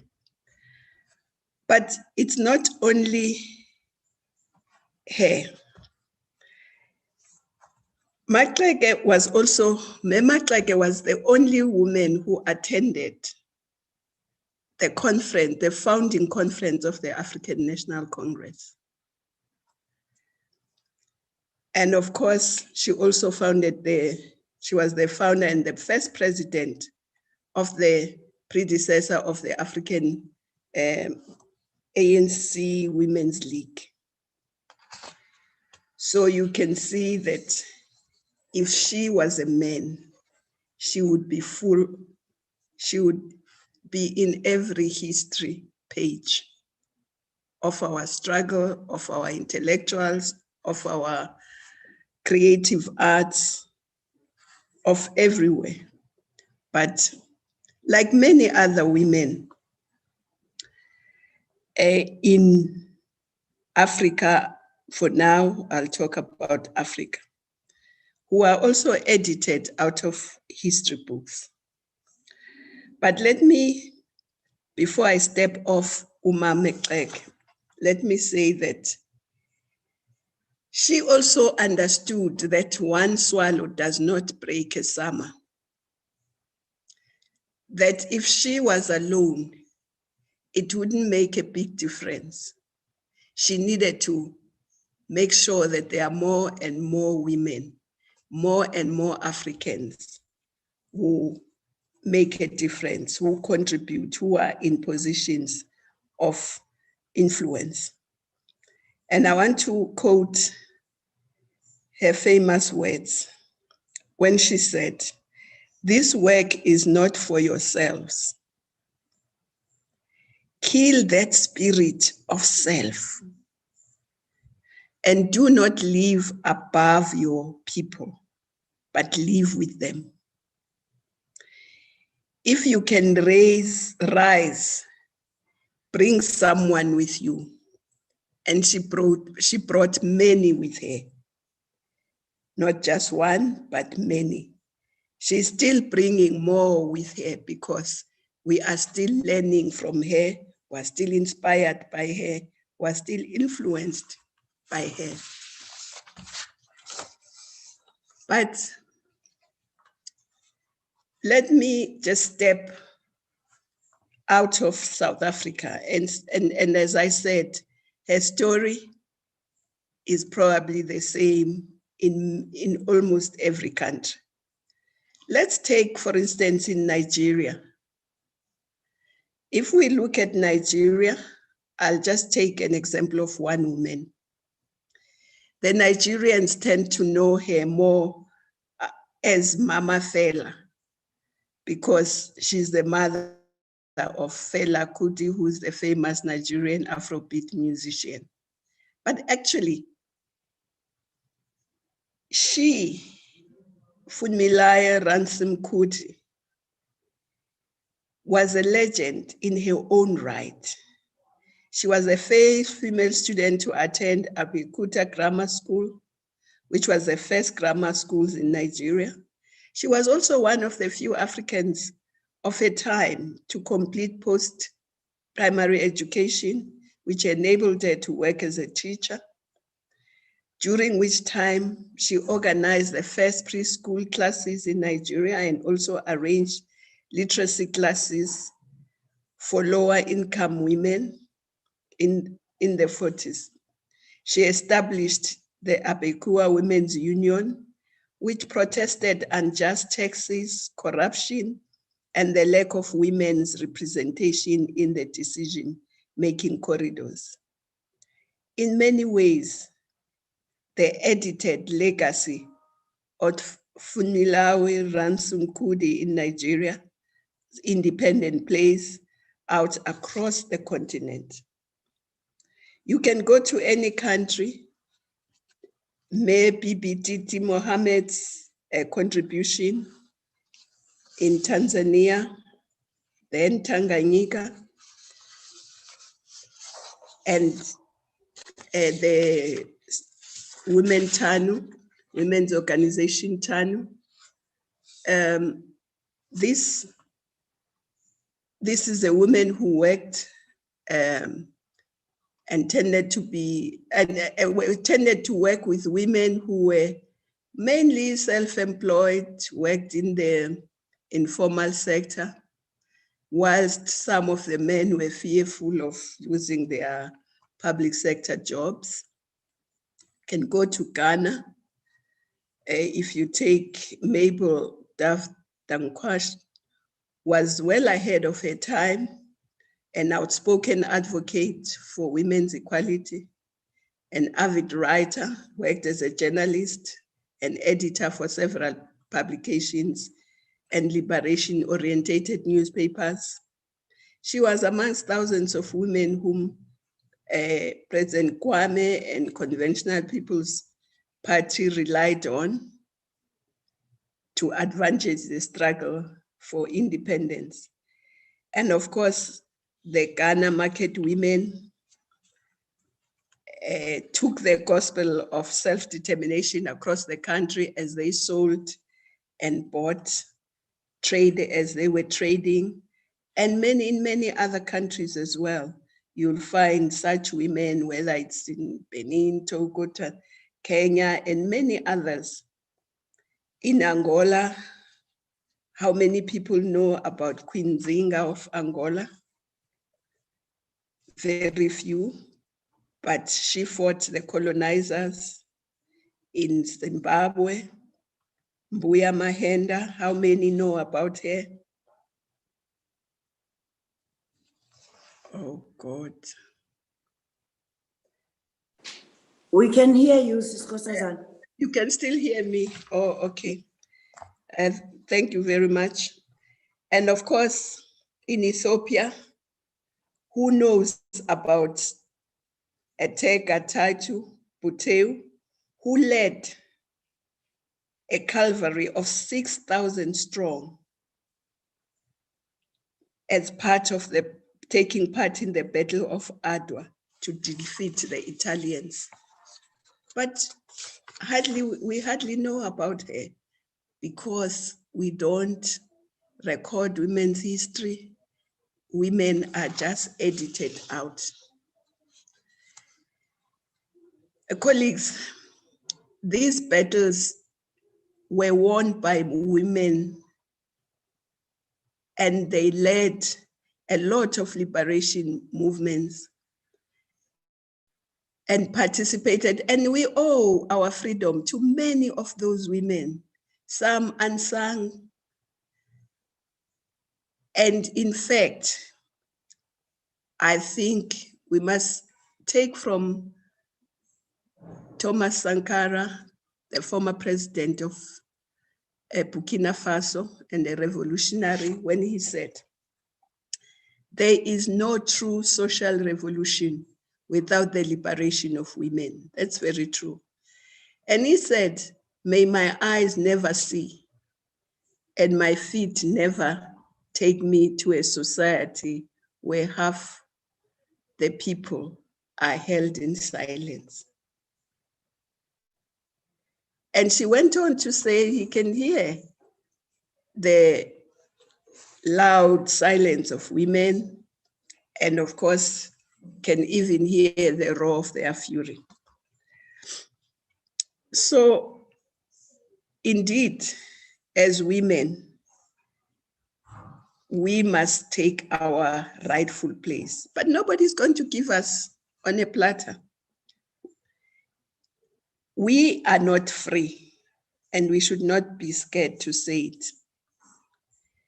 Our late president, Oliver Tambo, said no country can claim to be free unless its women are free. But of course, if you are not free, you fight for your freedom. And that's what we must do, following the footsteps of Mema Trek. Now we have an advantage because at least we have some freedom, not all, but we have some freedom. And we also have men who are progressive that we can work with. But we must come together as women and work together, because women are the glue that holds society together. And their empowerment is the critical building block for resilient, sustainable, cohesive, prosperous, connected, and climate smart communities. If we are to accelerate development and drive our economies to their full potential, we must make sure that women participate in the economy fully, have access to financial assistance, have access to education, are connected, and of course, also remind the country that no team can ever win if it utilizes half the players, no matter how good those players may be. If it's just half the team, they will never win. So even our countries will never reach our full potential until women participate fully, they will always be hobbling. Our countries will always be hobbling on half capacity, as we can see in this country and many others, if women are not participating fully. But that doesn't mean that we haven't made progress.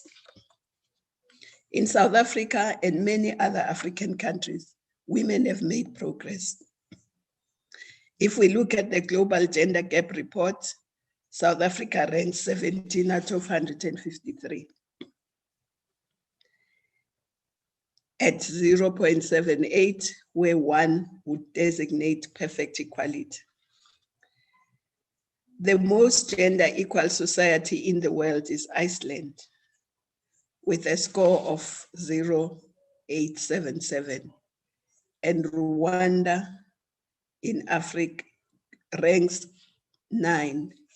So we have made progress, and we've made a lot of progress since Beijing Memongela. And thanks to those decisions that were taken there. I won't go too much into health because I think President Johnson Sirleaf covered a lot of the health parts and COVID parts. But I'll also talk about the political empowerment. It is not right that in the continent, we've had only 2 female presidents leading the countries, when women across the country, across the continent, were the main agents of change. Doesn't matter which country you look at, they were the main agents of change. And probably the majority of the voters in South Africa, no doubt, the women form the majority of the voters, and they form the majority of the members of the African National Congress as well. But where are we? We are not represented in the stock exchange. Very few companies in South Africa that are owned by women are in the stock exchange. There are even few that are owned by Africans. So Africans are still a minority in the stock exchange, even though we are the vast majority of South Africans. So there's still a long way to go. In education, yes, we've made progress, but there's still a lot more to achieve in education in all our countries. And in innovation and research, engineering, we are still very few compared to our male counterparts. So consequently, we in the women's movement and those progressive men amongst us have the obligation to correct these economic participation deficiencies, gender skills gap. We must bring young women with us. We must educate and teach our young men to respect the rights of women. In fact, we are the ones who bring up young boys and girls, and it should be our responsibility to instill both in the young men and women, young girls and boys, that they are equal. They must respect each other. They have different physiological roles, but they are equal. And we must be proud as women, not only that we are the majority of our continent, but because we also bring to life the rest. So we are more than half and we bring the other half. And how can it be that people who bring life, who nurture young children, who bring them up to be famous men, suddenly are inferior? It cannot be.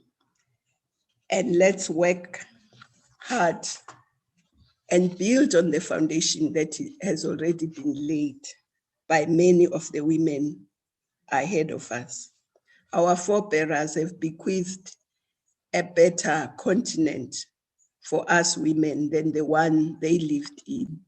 We must make sure we bequeath a better country and continent to the younger generation than the one we are living in.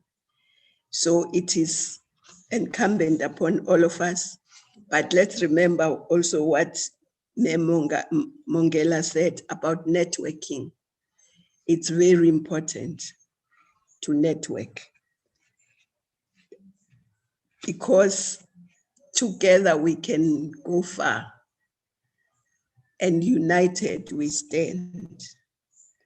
So we thank the Women's League for bringing us, and it's very nice to see my sisters that have inspired me so much over time being here. So history is full of women, and we must bring them to our history books so that generations can be inspired and we can also be inspired. But thank you very much for allowing us to talk about Mema Xeke and other women on our continent who've made a difference. Thank you very much. Malibongwe. Kamala Makoskazi. Thank you very much. Thank you very much, Sisko Sazan. Our next speaker is Professor Puleng Linkabula, who is the first woman Vice Chancellor of UNISA. UNISA is 148 years old. And the way she was fought, the way women were used to push her was unbelievable. And you see these things clearly when you are a bit old. And they even said she was a member of a particular party and wrote that on Facebook. So we had to respond and say, no, we support her. And we have confidence in her. But also, whilst Prof is preparing her response, let me announce that students have marched and handed over their memorandum to the Secretary General of the ANC. But the Women's League has stated categorically that capital human development is the priority of our country. And if we want to see a better future, we must focus on education. And we are going to be closer to the students, but also we really against what was done by the police yesterday. And also when they gave a report, they said the person that died was a civilian, as if it is correct to kill a civilian. So they must be very careful, and their language must not be found wanting, because we are all human beings and we all have human rights. Over to you, Prof. Thank you very much, President of the African National Congress Women's League. I'm truly honored to have been invited to share in reflections on the occasion of reflecting and celebrating the International Women's Day, the reflections of Umanyano on the Convention on the Status of Women, but also our constant and regular agitation for the dignity of women in their assertion of talents, of the future that they would like to imagine to change our society, but also in overcoming gender-based violence at home, at work, in the local and the global arena. I'd like first to, before I share my reflections on the speeches that have been placed, to first acknowledge you, President Batabile Dlamini, the Deputy Secretary General, Ms. Jessie Duarte, the Palestinian Ambassador, Ambassador Hanan Jaral, President of Beijing Conference and the first Speaker of the African Parliament, Meg Gertrude Mongela, former President of Liberia and the first woman president in the continent who broke the patriarchal obstructions around political leadership, President Ellen Sirleaf Johnson, former African Union Commission Chair, Minister of Cooperative Governance and Traditional Affairs, and a member of the National Executive of the African National Congress Women's League and the African National Congress, Dr. Nkosazana Dlamini Zuma, who also broke the ceiling around multilateralism in the continent and in the global arena, where she led the African Union. The Deputy President of South, Fasiya Hassan, whom I had regular conversations, contestations, and reimagination of women in the academy at the University of Witwatersrand, who's representing SASCO as the Treasurer General of South and the ANC Young Women's Desk, and all the leaders represented here and participants. I must start by stating that it is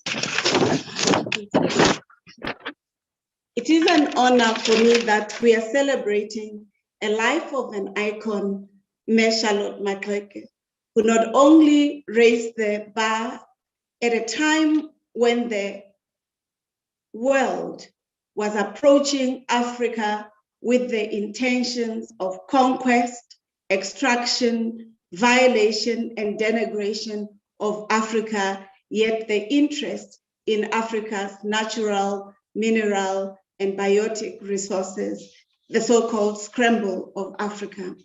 She lived her life at a time when the Anglo-Boer War for the minerals, resources, and for the land of Africa was being fought at, as though Africans themselves had no knowledge of the validity and value of their own knowledge. And she grew up at a time when women were constantly agitating for participation in political, economic leadership. However, she used her multidisciplinary and multi-pronged approaches to ensure the visibility, participation, and agency of women through song, education, ecumenical participation, political participation, educational participation, and ensuring that these multiple environments constantly heard and do not mute the voices of women. And for that, we must applaud her and continue to take the baton in her life. One of the most important contributions she has led in South Africa, but also in the global arena, is the role of women in establishing resilient liberation movements that fight for the dignity of societies, including of South Africa. Hers in fighting for women's suffrage and the rights of women to participate in civic, political, and liberation was quite an important pioneering element, which she drew from the example that Dr. Dlamini Zuma has just given us a lesson on Queen Zinga, Mantatisi, and others who had earlier on fought in the Mfekani wars to try to ensure that they protect their societies. What this for me implies in the speeches that have been made is that we should not lament the progress that women have made in pushing on the changes in the socio-political, economic, and social context. But it also says we should, when women leaders, pioneers, pathfinders, those who pushed the boundaries and those who went where lions fear to tread, are pushed to the margins to ensure that their histories continue to live in the memories, in the agitation, but also in the efforts by women and those in solidarity with them to changing the world. One key aspect that I think we must project in this discussion is the fact that she saw education as an imperative to give women voices, but also to ensure that they claim justice in a world that did not accord such justice, voices, participation.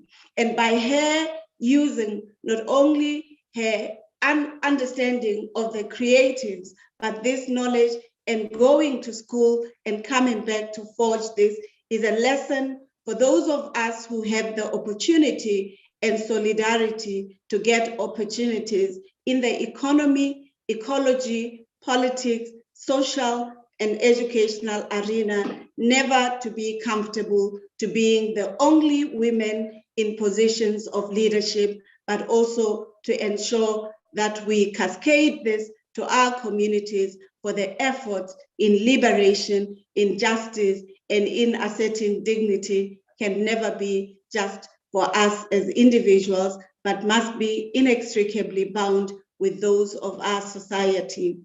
One of the areas that I thought was important, which has been raised by youth and young adults who spoke here before, is the idea that gender-based violence has been quite entrenched and has become very persistent at home, in social systems, in higher education systems, but also in society.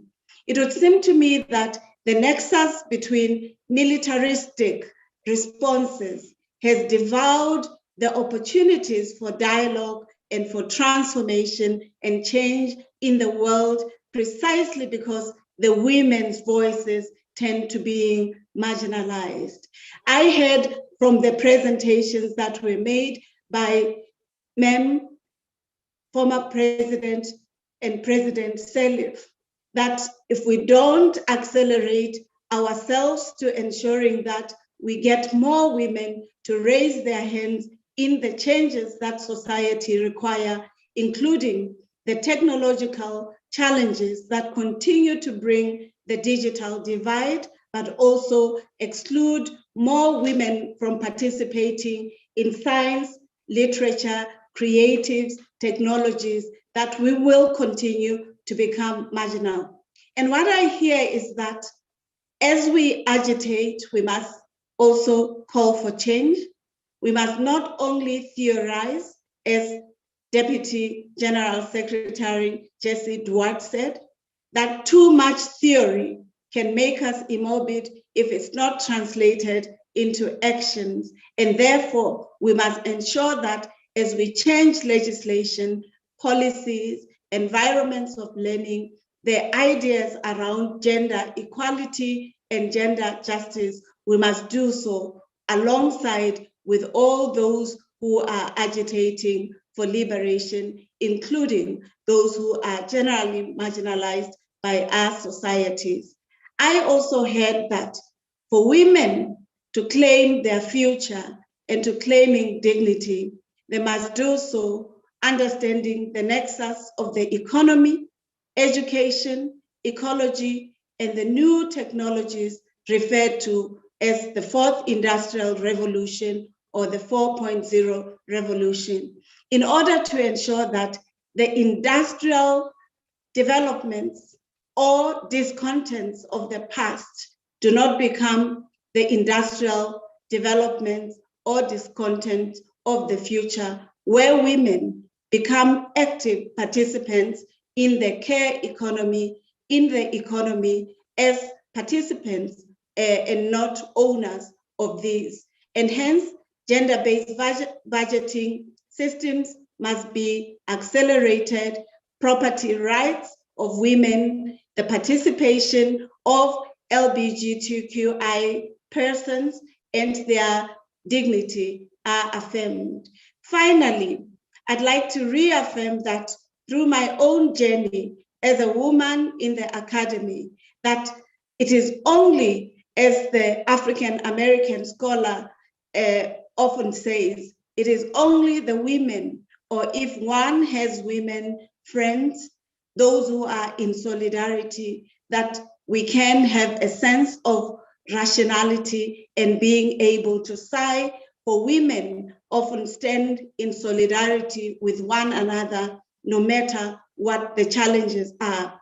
This for me seems to affirm the very idea of networking of communities of women across the globe, across the continent, across the country, to ensure that we overcome the patriarchal and kyriarchal cultures that silence, mute, denigrate, debase, dismember women. Finally, it is my understanding that for this to happen, we must ensure that our strategies and tactics find expression in the micro, meso, and structural systems. For if we only talk amongst ourselves around microfinance and forget around the stock exchanges, we may make small movements, and what we need is a leap of faith in order to ensure that we claim the future, not only for ourselves, but for future generations, where we are allowed to become and to claim our humanity. I'd like to thank all the presenters for their invitation to encouraging multi-generational discourse and engagement in these matters. In particular, I'd also like to thank that we have projected education as a site of change which we should leverage in order to ensuring that gender-based violence, the legacies of Mam Charlotte Maxeke and all women of the continent, country, and the globe who have fought for the dignity and continue to agitate for the dignity of women to manifest. Thank you very much, President. I appreciate the time, and I'm honored to have been given the opportunity to summarize and reflect on the presentations. Thank you.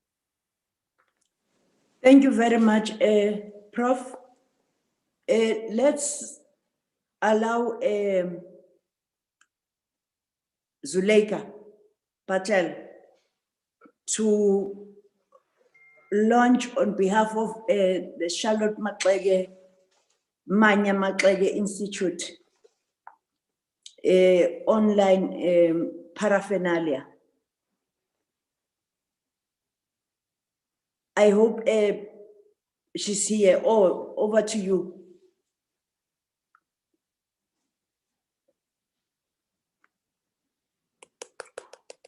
Zuleika, please unmute.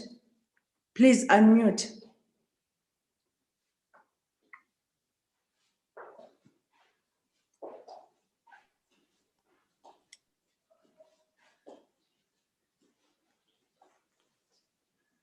Oh.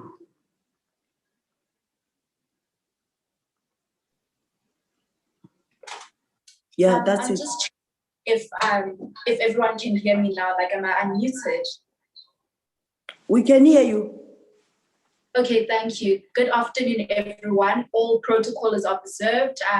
First and foremost, I would like to extend gratitude to President Dlamini and the organizers of the event for extending this opportunity and platform to the Institute to present our merchandise. And I am an activist and an ambassador of the Institute, and it's with great honor that I present the merchandise to you. So one thing that we've done is we have created a unique print, which is unlike any other, as well as a stamp that is unique, which is essentially almost like a trademark because it's unique and it's specifically for the Institute. And the aim of the merchandise is to bring about awareness of Mom Charlotte's legacy and to also educate people through other avenues other than formalized education and having to read, and to try reach other minds through fashion, because we believe that everyone should know her name and should know her legacy and should be able to embrace it in any form that they can. And another aim of the merchandise is to fundraise for the legacy project, being the building of the school, which we're hoping to get started on this year. And now I'm going to start by presenting the merchandise. First, we have a head wrap with the unique prints, and the head wrap is 300 Rand, which goes with a printed mask. The printed mask is 150 Rand, and then followed, we have a t-shirt dress, which I'm wearing right now. This is one of the options, and we do have another option.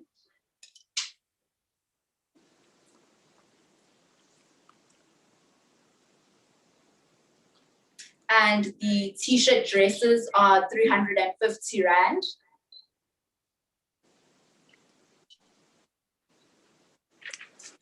Then followed by, we have bags, which we've also produced.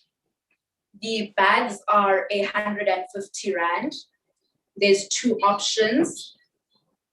And then this is the stamp which I mentioned.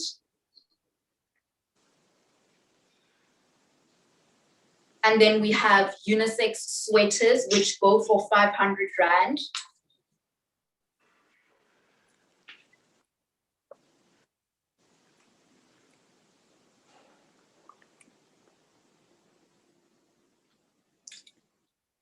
Then we do have unisex t-shirt, male t-shirts, which are 270 Rand, which also have the stamp at the back.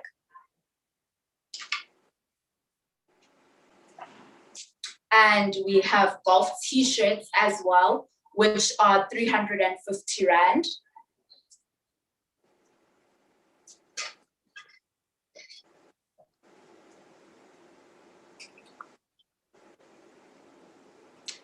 And we also have black masks, which are the other mask options, which are 200 Rand.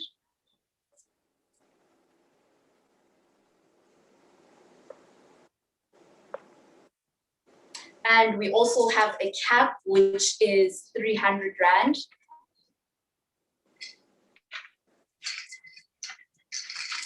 And we lastly have water bottles, which are 200 Rand, a blue and a red option.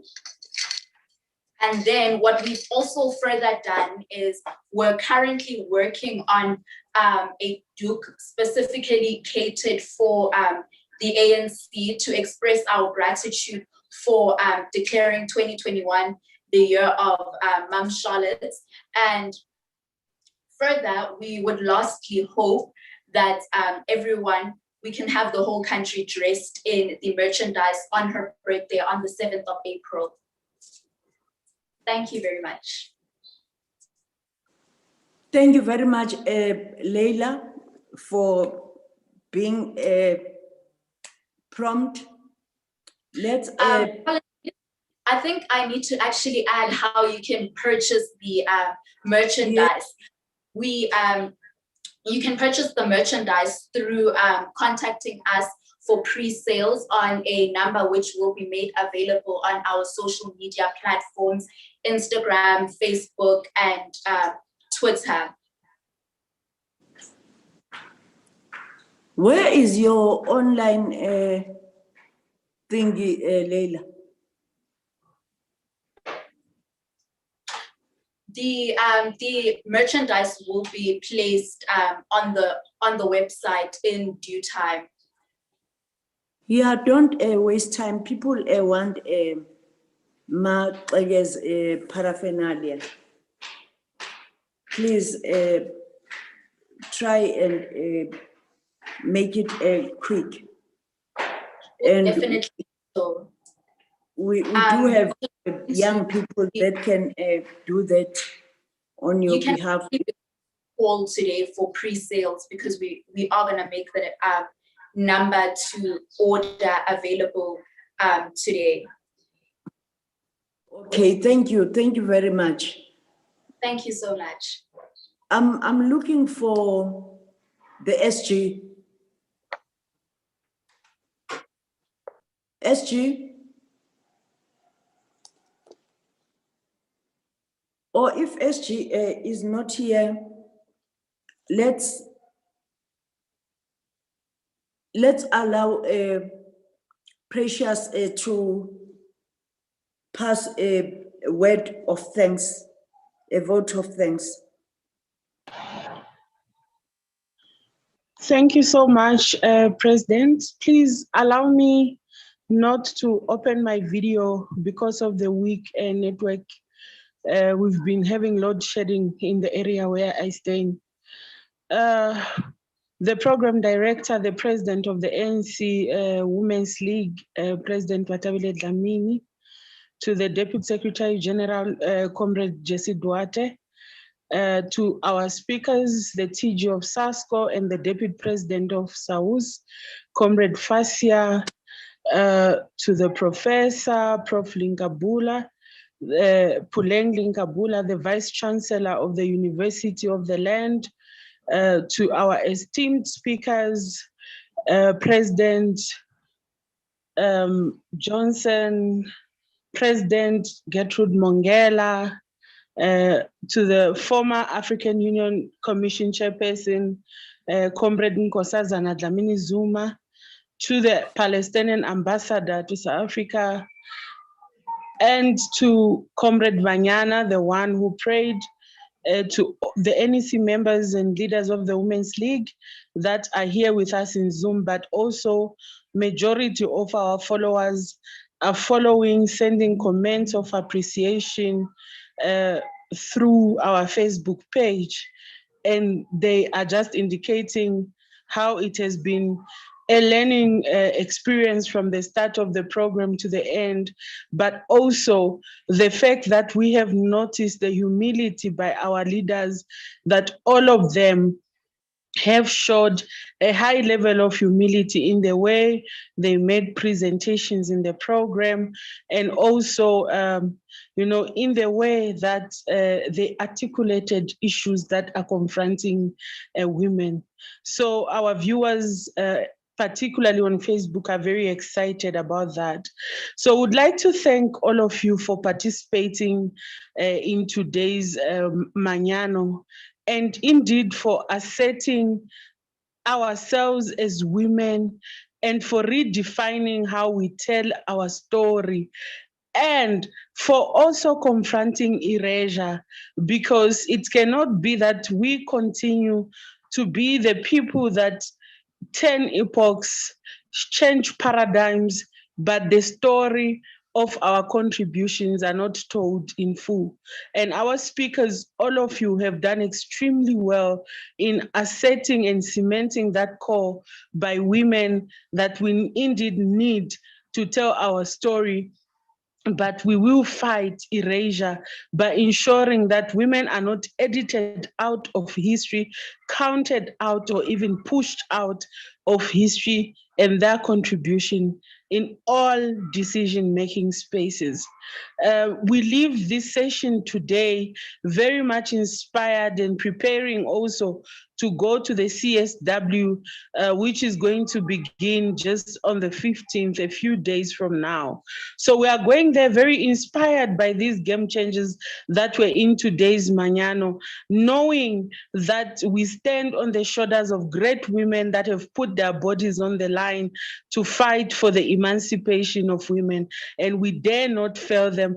And they insist also in their different inputs in the discussion, the need for inclusivity and intergenerational dialogue and empowerment. So as young women, we'll continue to ensure that we also play our role in connecting different generations, but also in bringing up, like Charlotte Maxeke said, the generations of those that come after us. And hence we are also inspired by the launch of the Masupatsila by Women's League. It is an opportunity and a platform for us to strengthen the intergenerational work that needs to be done. So we thank everyone for joining us, and we thank the leadership of the ANC Women's League for creating this platform of cognitive dialogue by women, women finding their own solutions, women defining their own path, women characterizing themselves and not waiting for patriarchy to characterize them. Thank you so much.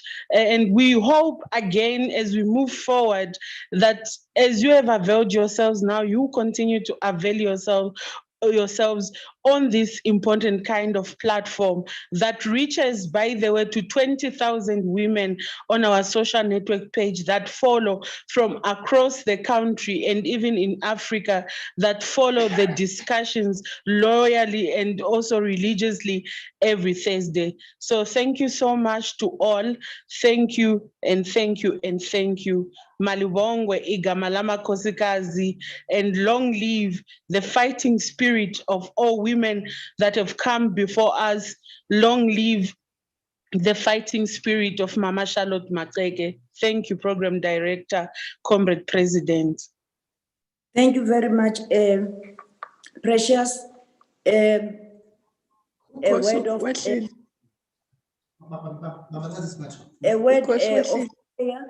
closing prayer.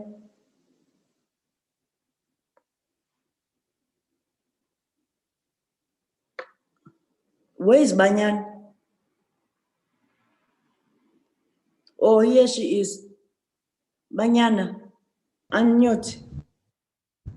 I'm here, President. Okay, closing prayer, ma. Yes. Am I audible? Yes, you are. Yes. Okay, thank you. Can you please all bow our heads and pray? Heavenly Father, Jesus Christ, we thank you for the very progressive meeting that we've just had. Can you please help us rise and bring us others' words, as Ma'am Charlotte had said?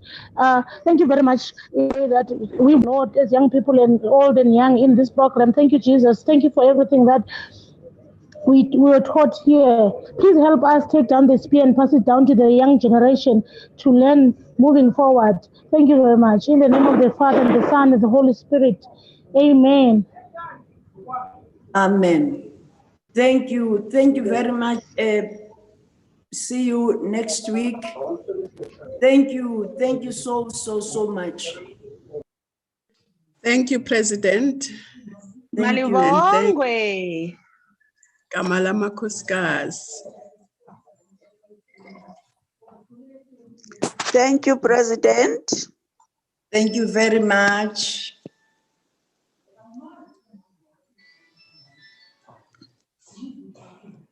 Okay, President, see you sometime. Thank you very much. It was great. Thank you. Bye-bye. Bye-bye, everyone. Bye. Bye, President. Bye.